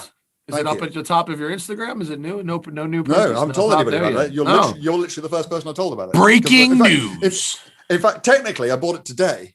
I made the decision in my head last night, but so this is it a very slow one or a very fast one? Very slow, really slow. It's a 90. I mean, it's 98, but it's got the old Ford Crossflow 1700. Oh yeah, so it's got 135 horsepower. Okay, and it's going to be a pub car. I'm just going to bimble about Wales in it, and it's just going to amuse me, and it's just light and simple and easy. And if it goes wrong, it's not going to cost me a fortune, and I'm not going to have to worry about it. And I just love cars that fit your life and they work. So that's pretty much it at the moment, because I've just got so much other stuff that my life requires me. Because in addition to all the kind of interesting stuff that I get to drive for the Intercooler or whatever, I also sit on one of these Car of the Year jury things, which means I've also got to go and drive everything else that comes out. Yeah. So do you get multiple press cars at a time? Are you sitting on 3 press cars right now? Yeah, I'm sitting on 2 at the moment. Yeah. I'm sitting on an E63S Mercedes and a Golf R. The new Golf R? The new Golf R, yeah. Oh, don't ask me what it's like, because it only turned up. Yeah, but it only turned up this afternoon, and I haven't driven it. I didn't like the GTI though. We haven't gotten Mark 8s in the States yet at all. You're a couple months ahead of us on that. So okay. So we're still lingering about Mark 7s, but it looks nice in pictures. Yeah, I don't think it looks as good. The GTI is, they've kind of, GTI has always been a car, literally through its history, back into the 70s. It's been the hot hatchback that's been prepared to do the other thing. So while others had gone harder and faster. And the Golf GTR has always been the kind of thing where they think, okay, it's going to be good to drive, but it's going to be even greater to own. It's going to be a really good, easy car to live with. And the Mark 8 Golf GTR is the one where Volkswagen have gone, no, instead of leading and doing our own thing, we're going to follow it. So we're going to try and make it a bit. We're going to go a bit down the Civic Type R road with it. So we're going to spoil the ride. We're going to make it a bit aggressive. And the result of it is a car which still isn't as much fun to drive as a Civic Type R, but it doesn't do those things that you really want a Golf GTI to do because they've decided to follow rather than lead. Interesting. Yeah.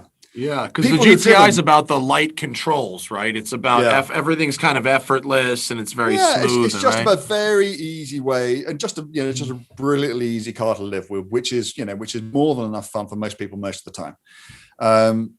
People who've driven the Golf R say it's better, and I'm a big Golf R fan, so we will see. But I don't know. I'll have to wait and see. Cool. We just had that limited edition Civic Type R, the one that they painted it yellow. The lightweight one. Yeah, the lightweight one. It's good. I mean, it's good. It's very good. It's Civic Type R. It's Civic Type R. A little less weight, a little more engaging, and it's a great little car. It is. Do you guys get the GR Yaris over there? Fucking no. It's bullshit. I know. Bullshit. Everybody is. Everyone's you must talking be so about it. We don't get of us banging on about it. I am. You must be all my so British motoring journalist people need to shut the fuck up about this thing already. No. I mean, we hope so, but Toyota in the States has not really figured out what they're doing with sports cars for this decade. I mean, the Supras are just not great. No. Anything they're building over here they don't have an authentically Toyota anything. There's nothing that says Toyota performance here, which is unfortunate. So they're kind of like lost in the woods. Maybe they'll figure it out. Yeah. It's okay.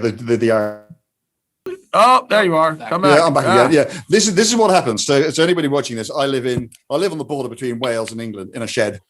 And this is what passes for Wi-Fi in this part of the world. And basically what happens is it's got every 45 minutes, it's got to sort of pause for breath and think again and boot itself up again. So that's what's been going on. I think I just said the GR Yaris was shit. Of course, I was lying. I was just trying to make you feel slightly better about not having it over there. No, it's amazing. Yeah, Harris used to tell me that he would drive 45 minutes to town to upload a video, which is hilarious. Yeah, well, no, exactly. No, and do you know what? That is literally true. He would have to drive from where we are to Bristol just so he could upload a video. Yeah. I mean, I think where you live is very beautiful, and I can really appreciate it is. A, the peacefulness of it, and B, the roads you have out your door. Yeah. But that is fucking annoying. I like you guys, you and Chris can't go halvesies on like a satellite uplink or something. Like you guys can't. If there was a way, we would have found it. I mean, unbelievable. No. Yeah. But the other thing is we have a government who's always saying it's coming. We're all going to be fiber optic and everything's going to be fine. Yeah. And so we kind of wait. And I've been waiting a while now. But one day maybe. I feel you. Do you fuck with tuner cars at all? Did you ever get into the modified car scene or ever really interested in it? I'm going to shock you now. If I come across one of those, my gut instinct is to kind of retro engineer it back to where it was. I had a Peugeot 205 GTI which somebody had warmed up a bit, and I spent quite a long time getting it back to start. I mean, back in the days when turbocharging was quite new, and there were a lot of tuning companies doing turbocharged versions of this with sort of variable boost and that sort of thing. That was all kind of quite fun. Yeah. Some people do it better than others, but I don't think you're talking about things like Alpinas and sort of top end. No, I was more asking. I meant just as in your job. If you got down with like the Litchfield stuff, or who's Manti? Is it Manti who's doing the GT3s? Yeah. Okay. Fine. So like those, so like Manti, the more production level tuner car stuff. So Litchfield is amazing stuff. And I drove a Manti GT3 RS at Silverstone last year. And that was, it's a lot of money, and it's only for a certain sort of person, because if you're not going to drive it on the limit, there's no point having all the upgrades. But when you got to that bit beyond what a normal GT3 RS can do and into that little area where you're in the kind of Manti zone, wow. Because what it did is it just made the car easier to drive.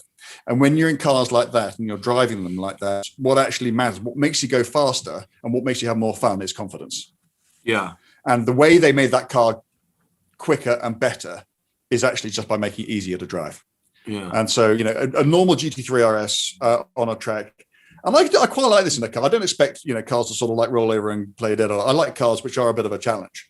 But you have to think about those cars. But the Manthey car, you just go because it just gives you such complete confidence. It's a really, really clever thing. So, yeah, but then, I think about Manthey and, they're 51% owned by Porsche now, aren't they? So it's kind of, are they a tuning company? Are they just like another rung up the the kind of the official ladder? But I haven't really come across too many others in the course of my working life. I think it's just because there's so much kind of normal stuff that I struggle to get through that.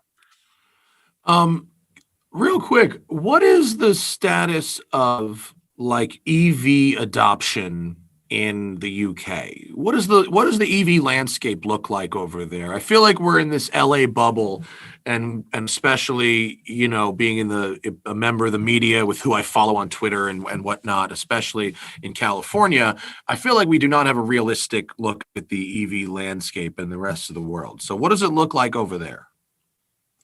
If you're talking about pure EVs, there's an awful lot of heat and not very much light. So people are making a lot of noise about EVs. All the magazines are talking about EVs. If you actually look at the numbers in terms of the proportion of cars that are sold which are EV, it's still very, very small. I mean, it's, they are showing the greatest percentage increases, but they're starting from such a low level. Right. They are still, very 100% increased from 1% to 2%. Well, exactly. Yeah.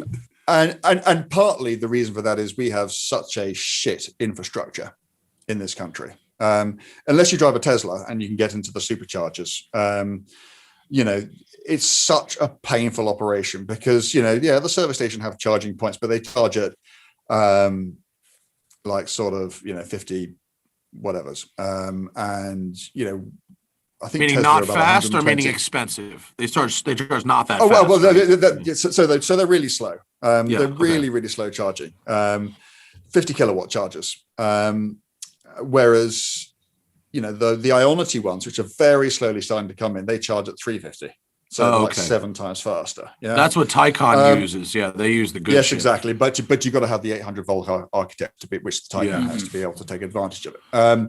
And so we have a shit charging infrastructure when it works. Yeah, but the amount of times I've turned up at some service area on the motorway in an EV with fuck all electricity left in it, and discovered that the one point that's available is available because it's not working.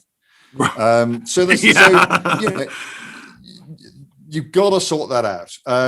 It's also, unless you're going to charge from home, which obviously a lot of people do, and charge overnight, and that's fine. If you're out and about getting electricity, it's not cheap anymore.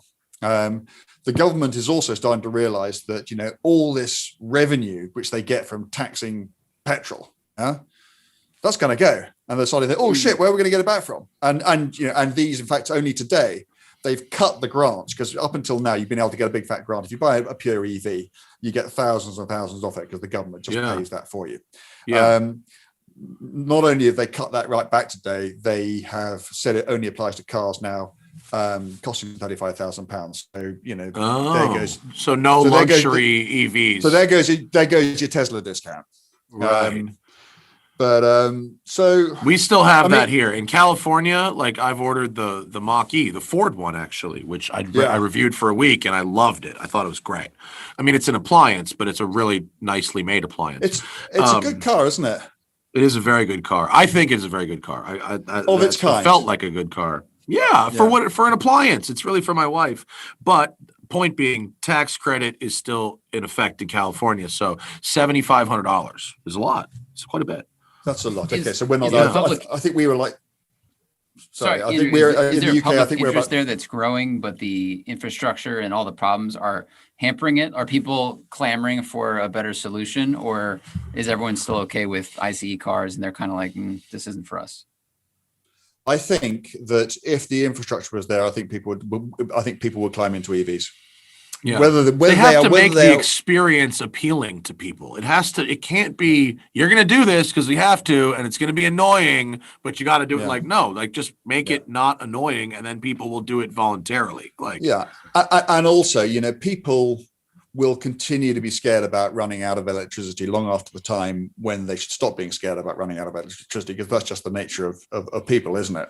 And with the infrastructure, if you had that, if people always knew that they would always be able to fill whenever they were low and it would be fast, I think that our government is committed to banning sales of pure petrol diesel cars in 2030 and hybrids by 2035.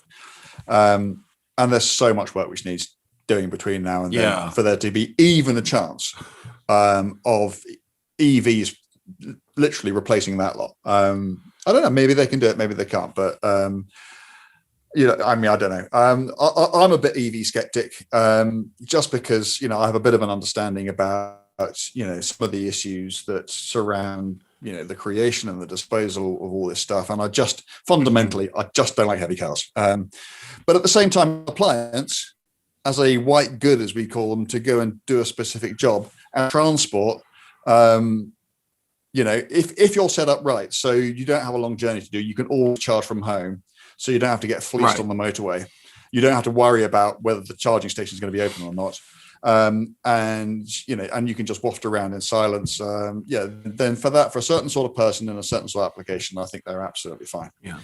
But if you live in an urban environment like we do, where in LA, you could spend easily, let's say you had a lot of errands to run, you could spend 7 or 8 hours in the car throughout a day.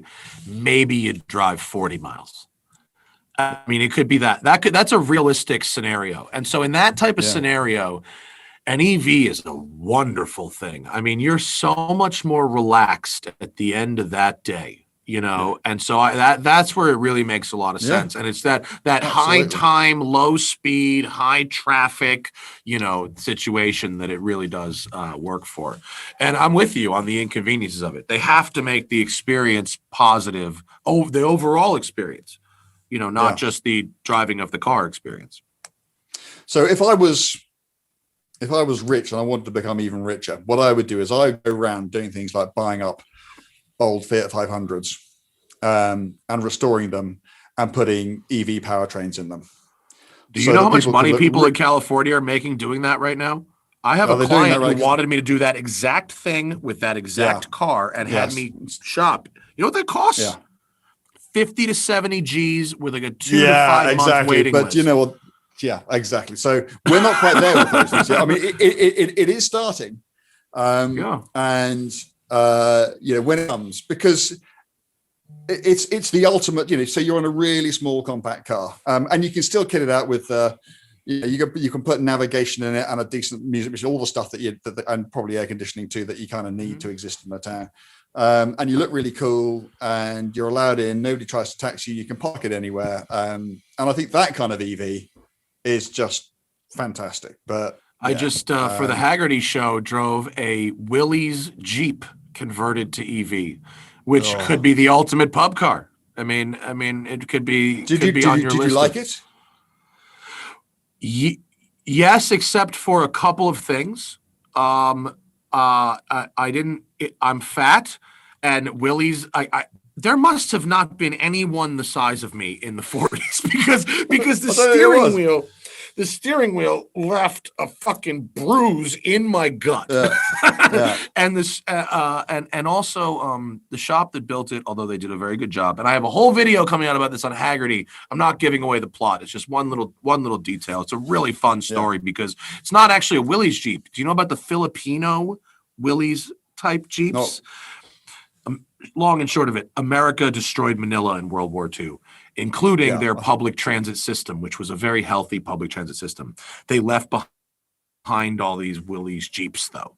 Okay, some they left, some they sold to locals and whatever, and the locals converted them into like buses, and that became their public transit system. So the Willys Jeep is iconic in the Filipino culture. So the one I'm driving is a Filipino Willys, not a real Army Willys. having said that, the gearing could have been a little different. It was geared for some speed, which I would probably, I don't need a Willys that does 100. Okay, we could probably dial that back.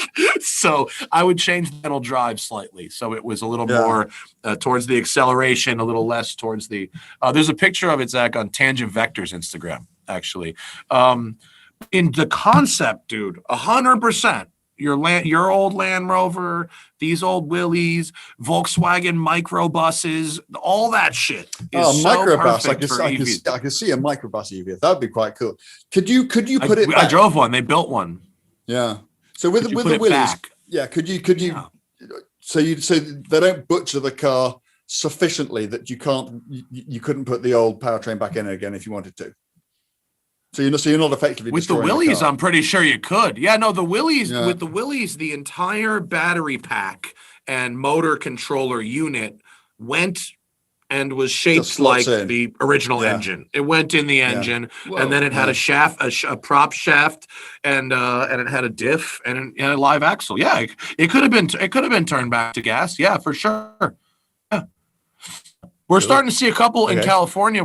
I filmed this in Willys in New York, but we're starting to feel in California. There's dudes showing up with like old 911s converted to EVs. There's a guy running around with a 308 that had an engine fire, and he did an EV conversion. Oh no, there's an EV Ferrari.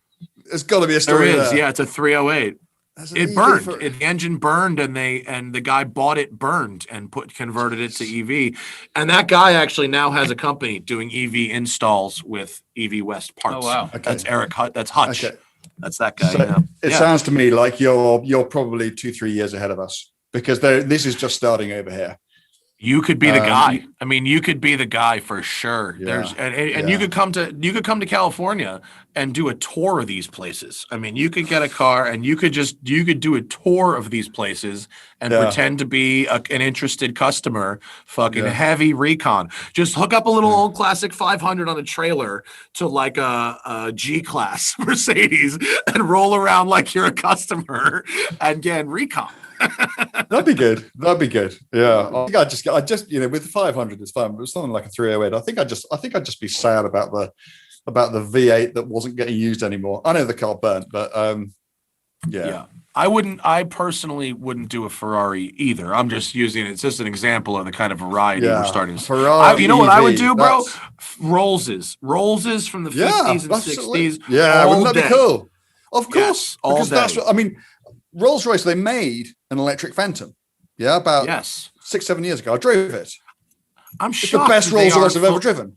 How are they not full EV right now? Why is Rolls-Royce not a leader in EVs? They're already heavy. They're already don't give a fuck about a lot of things that other cars do. And what do they want from a car? They want torque and silence. Right. Duh. It's probably convenience, right? And who's road tripping one? Like nobody's road tripping these things. They go to the country club and back. You know what I mean? It's a perfect opportunity. But one from the 50s, or a Corniche, an EV Corniche would be the shit. Yeah. That would be That would be sick. I would fuck with for sure. Yeah, so all those 50s cars, all those cruiser cars. So the ones that you don't actually have because you actually want to drive them because they're all shit. Yeah, but they look amazing. And just wafting around in one of those inside. That would be fun. That would be great fun, man. A lot of American cars which would fit that bill too. Oh yeah. Mercury's. Is anybody doing EV muscle cars? So has anybody got a 440 Charger and done? So I haven't seen a builds yet because I haven't been to SEMA in a couple of years. But General Motors has now an EV crate engine that is designed to bolt up to a gearbox. It's got like an adapter, so you would bolt it to some type of a gearbox, and I think it's designed for drag racing. And the new Ford Mustang Cobra Jet, the factory Mustang drag car that you can just buy, that's an EV now. That's not a gas car anymore. That is an EV drag car. I think it's 1,400 horsepower. Wave of the future, I guess. What is? But it's how is the kind of traditional Mustang community? How is it reacting to the Mach-E? Are they cool about it? Do you think No, they are loud about it. They're loud about loud it. They don't about like it. the name. They don't like that this is a Mustang. They think it's not really a good Mustang. The non-enthusiast community, the regular folks I interacted with driving around Los Angeles, were 100% on board, and we're literally going, "Is that the new Mustang?" Like they were on board. Yeah. And to them, the enthusiasts I'm are not interested about that the name. Yeah. But and they're not saying is that the new Ford Mustang. It's just the Mustang. The word Ford kind of isn't even in the, and that's why they call it the Mustang, because they couldn't charge that kind of money for it if it was a Ford. Right. Yeah, I think it was very smart marketing. It got everybody talking about it. It has huge cachet. I think they should offer a horse badge delete. You know how you can get your 911 badge delete? I think they should offer a horse delete, or an alternate badging that's just like the Mach E. So because Mach E to me does work, even though they had fucking Galaxy, right? I mean, they had some Lightning. right, and they Galaxy had a number after it, so you could have done Galaxy 500, Galaxy 350. You could have done. They could have done a thing. They could have. But no one's heard of the the Galaxy since '62, so that's a problem. It is. Yeah, I have. Yeah. I get a good one, and I see Galaxies racing, and they're just the coolest thing. That's right. true. That's That the is shit. Yeah, they race Galaxies. What Galaxies. video? Yeah, they race Yeah. Galaxies. Yeah. Zach, scroll down. Zach has the article up. The 1400 horsepower Cobra Jet. I just want to see what the number. It's the same power as the supercharged 5.2, the old one. So 1,400 horsepower and 1,100 pound-feet of torque. Yum. Runs mid 8-second quarter. Mid eights. But did you see? There's a guy down here in Florida who got a 765 LT, put a 100 octane tune, downpipes, and drag radials on it, and ran an 8.9 quarter mile. Shit. I mean, fundamentally, McLaren is selling you an 8-second car. And he did that with the boost, presumably. They just tuned it for 100 octane fuel. They tune 765s for shitty 91 California octane. If you just retune it for 100 octane, that thing makes like 900 plus horsepower. Like you can lease it. You can lease that. You just show up with money and they sell you that. You've no requirements at all.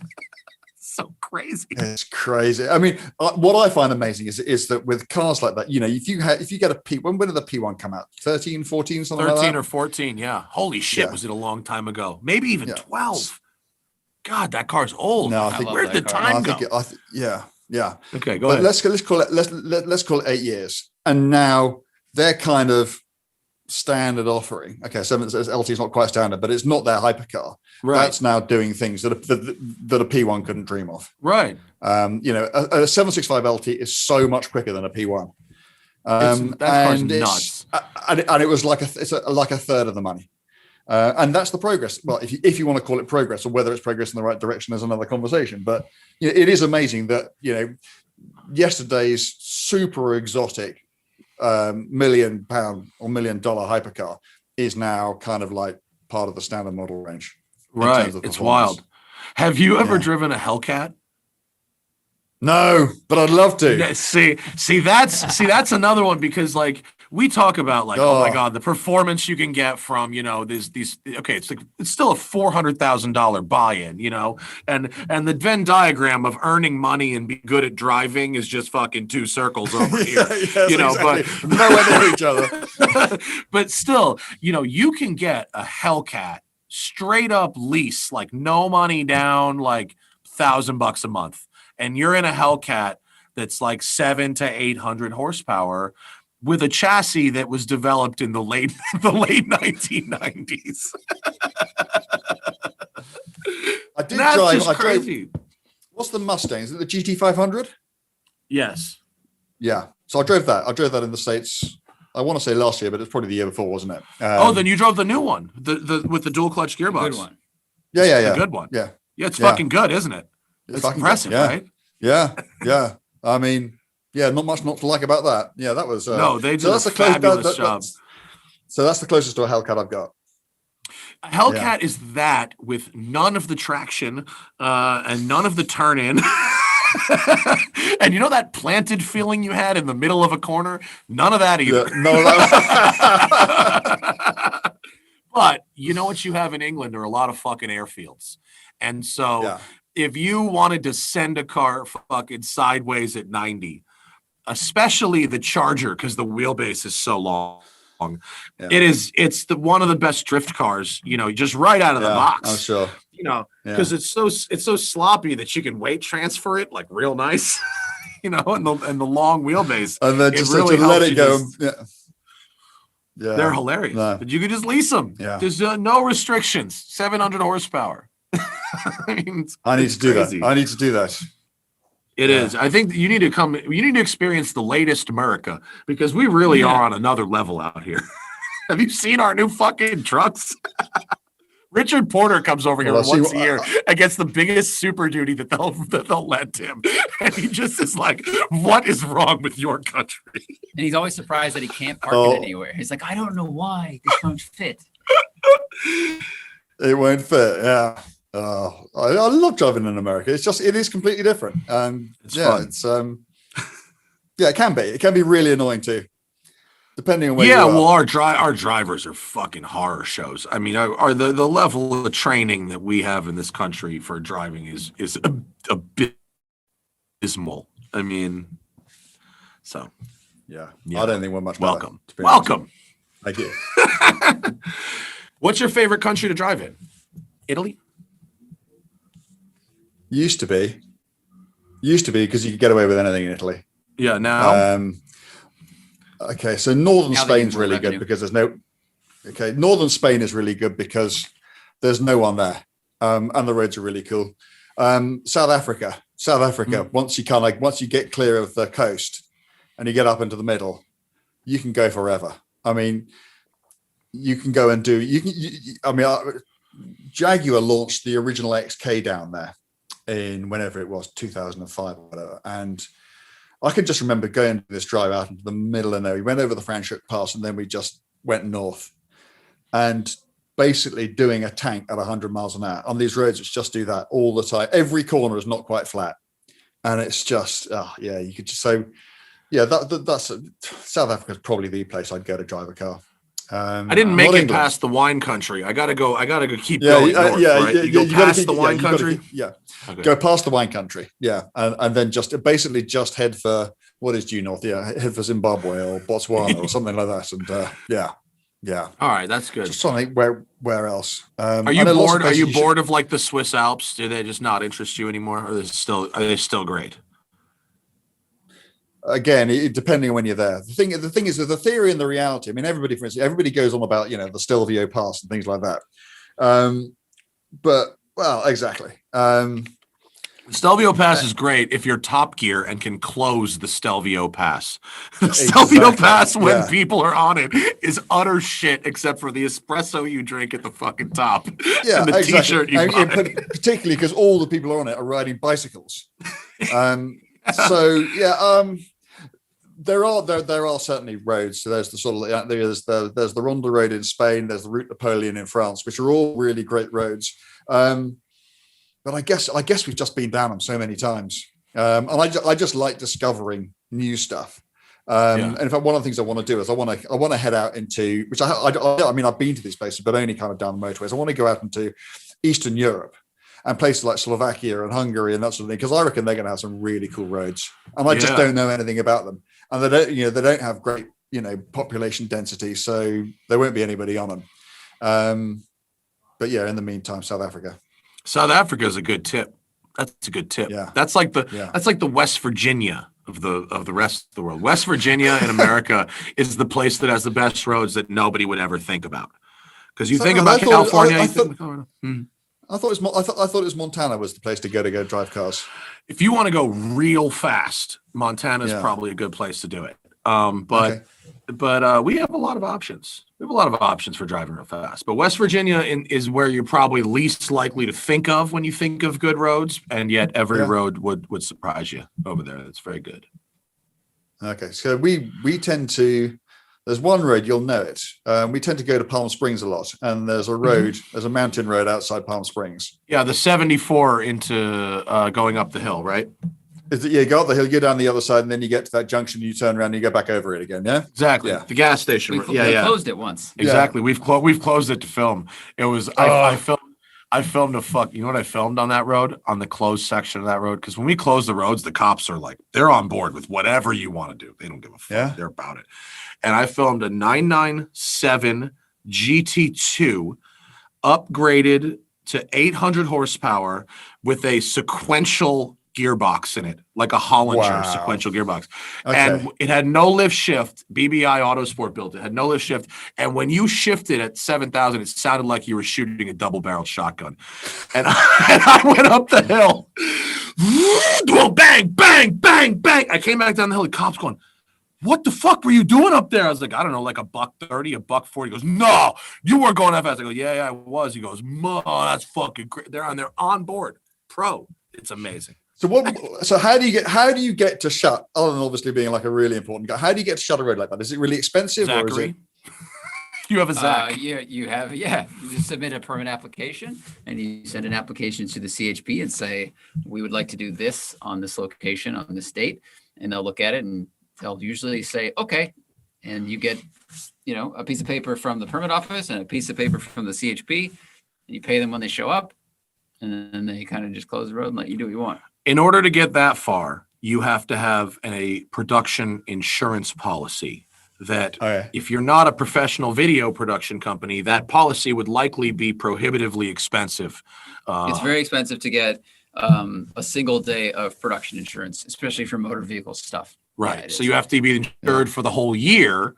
And in which case it's you're doing that level of work, but you can't really just do it for an isolated day. So, but then you use for the whole year, and then you can get loads of shit stuff closed for you. Yeah. Wow. We're on my new Haggerty show. We are exclusively filming on closed roads. Do you know how lucky I feel? I'm the luckiest person in the world. I'm leaving now. And I'm choosing the roads. I am choosing my own fucking roads to close. The road we closed for the Yellowbird film is the road I have driven at insane speeds, like illegally, for my entire life. I am like, it's like, wait a minute. You mean you're going to stop and I can go as fast as I fucking want? And you're good. Yes, we're good. Okay. Like you talk about being lucky, man. I'm right there with that. So if you went to the police over here and said, okay, guys, what I want to do, I want to shut this really cool road, which is part of the public highway, which everybody uses. And then I want to use it to drive like an idiot as fast as I possibly can. They wouldn't even understand the question. They wouldn't even understand the question. They would just go, hang on. What are we missing here? What haven't you told us? Because it sounds like you want to close the road so you can drive like that. That can't be it. So, I mean, it would be so far off their radar. Yeah, it would be not so. Yeah, so. You know what, though? I think that road that you and Chris use all the time. It's got where the jump is. You know what I'm talking about? That's sort of near where you guys live. I don't know how to describe it more than that, but it's where Chris would have taken me to film something conveniently. We shut that road down using local police. JF did. We shut it down. Wow. It's totally doable, and we've done it. Jeez. He must have had deep pockets. Ask Chris. We did it. I will. I'm just trying to think which road you had, because I know all the roads around here. I'm just trying to think of one with a big jump on it. Don't know. Doesn't matter. You're going to get really bored of me, so I'll leave in a minute. But can I just talk to you about race circuits in America? Because I haven't been to nearly enough. One of the things I have to do before I disappear from this world is I've got to go and drive, hopefully race at Road America. Because I kind of look at all the tracks that you've got. I did something at Big Willow a couple of years ago. And we're quite lucky. We got some really good circuits in the UK, and obviously we got Spa and the Nürburgring not far away and that sort of thing. But there is something magical about US circuits that they are so kind of as they were. Your circuits, I think, probably the least messed about. They're frozen in time. Yeah. Yeah. And I love that. Yeah. I love that. Yeah. I mean, that was the thing about Big Willow. You could go there and it was just like, wow, this is really what it was like in the 1950s. Yeah. Because it hasn't changed. Did you see Ford versus Ferrari? Yeah. Which they filmed so much of it there, didn't they? And they didn't dress it up at all. They just brought in They old didn't need cars to. and parked them in the. They didn't paint. There's Toyota ads. You can see them in the fucking movie. They left the Toyota ads. They didn't do anything. They just showed up and shot. Yeah. It looked right. No, you know what it is? It's the same. It's the same thing as like we have some America's best golf courses are over 100 years old. You know what I mean? The really, really good golf courses. And it's because they're cut into the natural landscape. You know, it's not manufactured undulations. It really fits in with the natural landscape. And Watkins Glen, VIR, and Road America specifically fit into their natural landscape exceptionally well. Yeah. Lime Rock as well. Lime Rock does too. Yeah. Laguna Seca as well. Laguna Seca is another great example. And I think that that's why those tracks are really so good. On top of the history, I'm just talking about purely the experience of driving them. You know what I mean? Yeah. I mean, I just go and, I'm forever going and just on YouTube and just watching onboard. I don't know why I've got to think about Road America. I just want to go there. And I've spoken to a few people who've raced there, and they it's good. The best. It's very Road America. I literally have a track map of Road America on my wall at home. It's my favorite track in America. Also, best racetrack food. Best racetrack.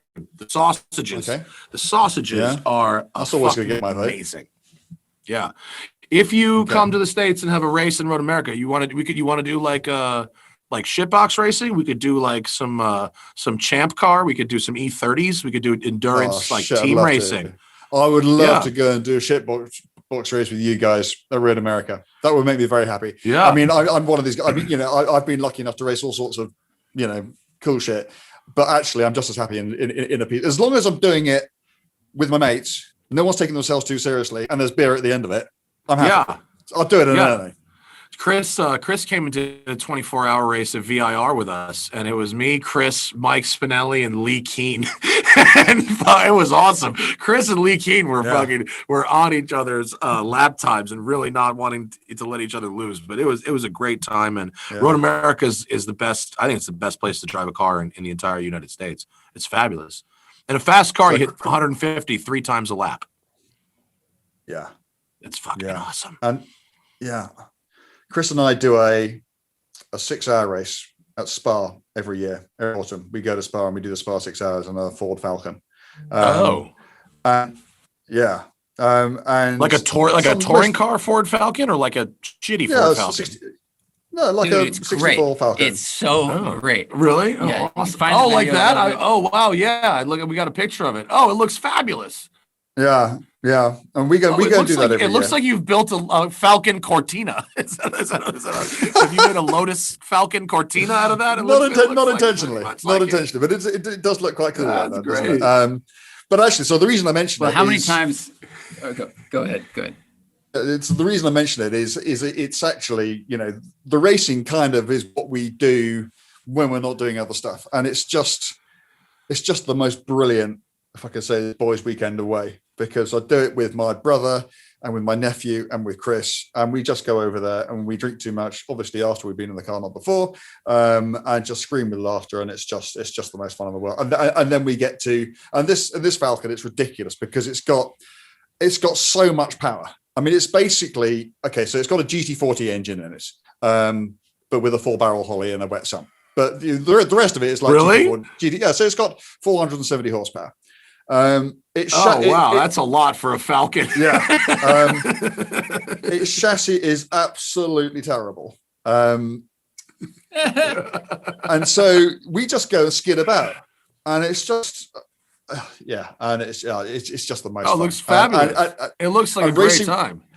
And racing a silly car with your mates on a decent track is, nothing makes me happier than that. So if we could go and do that at the Glen or Red America or anywhere, that would make me a happy boy. Oh, dude, you should ship this Falcon over. Let's race that. Just bring that thing. Just ship it. Cool. Let's go. But yeah, aside from a shitbox with your mates, what would be your ideal Road America car? But it'd need to be something quite quick, wouldn't it? For sure. Because you got big long straights, wouldn't it? IROC RSR, something like that. Oh yeah, there you go. Not even stopping halfway. You went full. You went full. You went full on. Yeah, IROC RSR. That's a good choice. I like that. I would go. That'd be all right, wouldn't it? Yeah, I'd go like something a little more manageable, like a 911R maybe, or the aforementioned 997 4-liter. That would be the thing, or maybe that Demand Cayman GT4. That might be the. Okay, tits so right there. you're talking. Okay, so you're talking about road cars. So yeah, in terms of street cars, yeah, 997 GT3 RS. That would be perfect around there. Just something with. I would. Yeah. Enough power to have a good time. Yeah. Andrew, what do you want to promote other than the Intercooler on Instagram? Anything else? Before we get out of here? No. The Intercooler on Instagram. So at the Intercooler on Instagram, come and take a look at it. There are quite a few people who do these days. We just try to do reasonably. We try to do fun stuff, but we try to do it with reasonable journalistic standards. So it's not pretty pictures. It's journalism. But it's very easily digestible. It's all quite short, and we're going to be doing some quite fun other stuff with it in the next few weeks. So if you want to find out about that too, come and take a look. There you go. Promo over. Awesome. And as soon as we can, we'd love to host you to drive some America. If you'd like to, when you can make it back to this side of once we've disinfected our country. Same here. Yeah. Thank you so much for your time. I'm sorry for the technical shit show that was yesterday. We haven't actually reviewed that yet. If there's anything salvageable from yesterday's brief convo before the shit hit the fan, I will tack it at the end of this one. So if this show ends now, there wasn't anything. If this show keeps going, and I mean that from a technical standpoint and not an editorial. Yeah, I'm sure. Andrew, thank you for your time. Oh, sorry. Guys, it's been a pleasure. Really, really enjoyed it. Thank you for having me on. Catch up with you soon.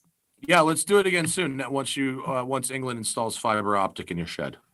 Yeah, that'll be good. Yeah, don't hold your breath. All right, man. I'll see you later. See you guys. Bye. That's our show, everybody. If there's more after this, it's from yesterday. Peace. So if you could take it from there. For sure. We had a drink in the pub with Mr. Harris in the. The pub is shut. No, for COVID. No, just shut.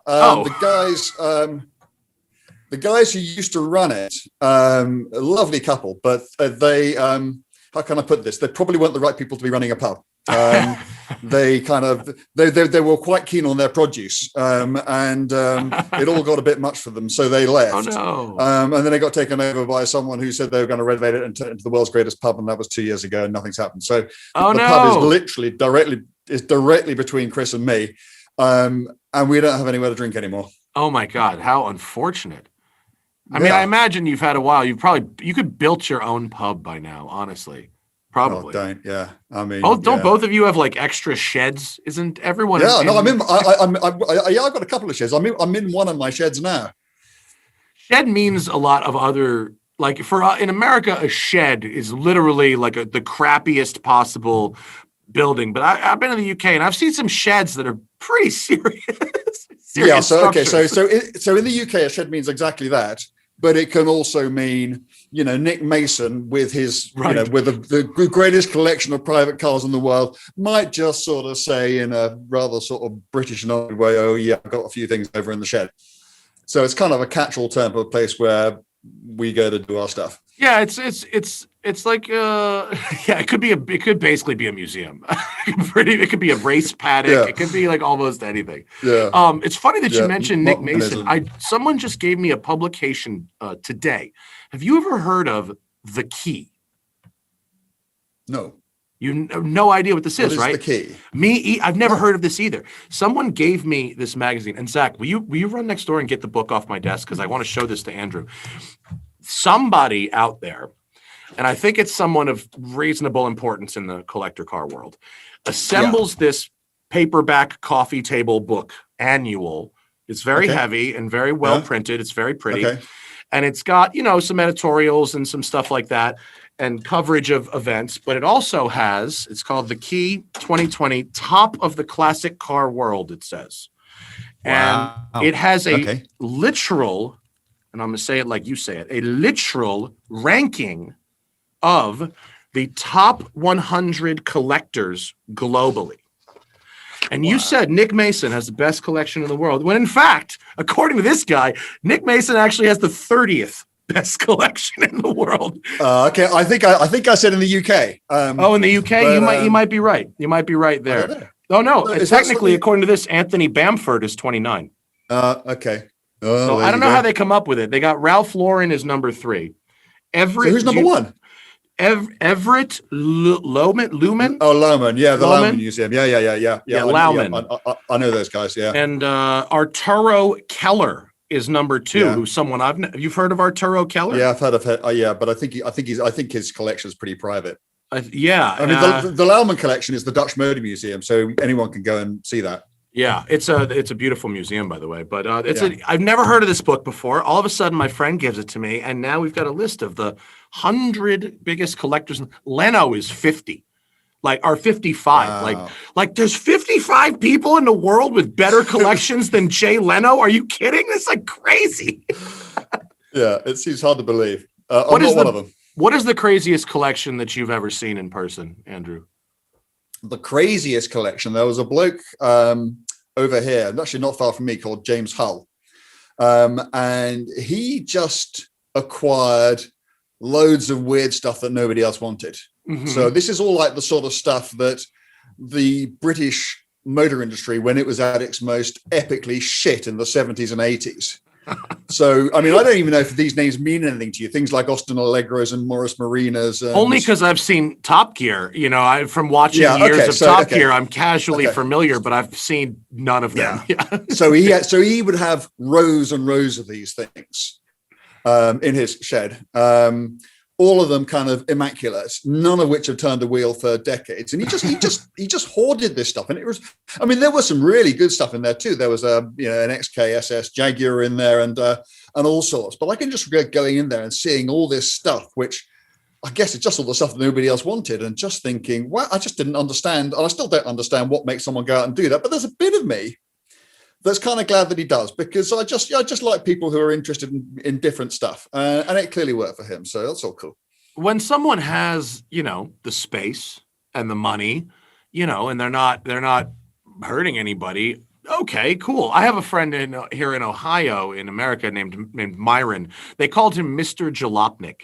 And this guy, you might have heard of this guy. He's got a pretty epic collection, basically like what you're talking about, except a lot of the stuff he gets is like the really terrible Japanese cars. Because most Japanese cars were like kind of decent, but some are like horror shows. And he collects some early terrible Japanese and some of those weird like coach-built Econo boxes from like the 80s that nobody really wanted. And he had for a while this Porsche 901 convertible prototype, right? Wow. Your eyes just went up, right? Because it is what I just said it is. Like 15 years ago, he sold it a ton of money. He had it forever. Nobody cared for the lever. All of a sudden, it's something very special. He sells it all this money, and he just rolls it into like 100 shit boxes. and he's just buying all kinds of crazy, weird Japanese stuff. Whatever he finds, he's still going. He's the sweetest guy. He's great, but he's really got a big shed full of really bizarre stuff. Oh, is Andrew frozen? Andrew?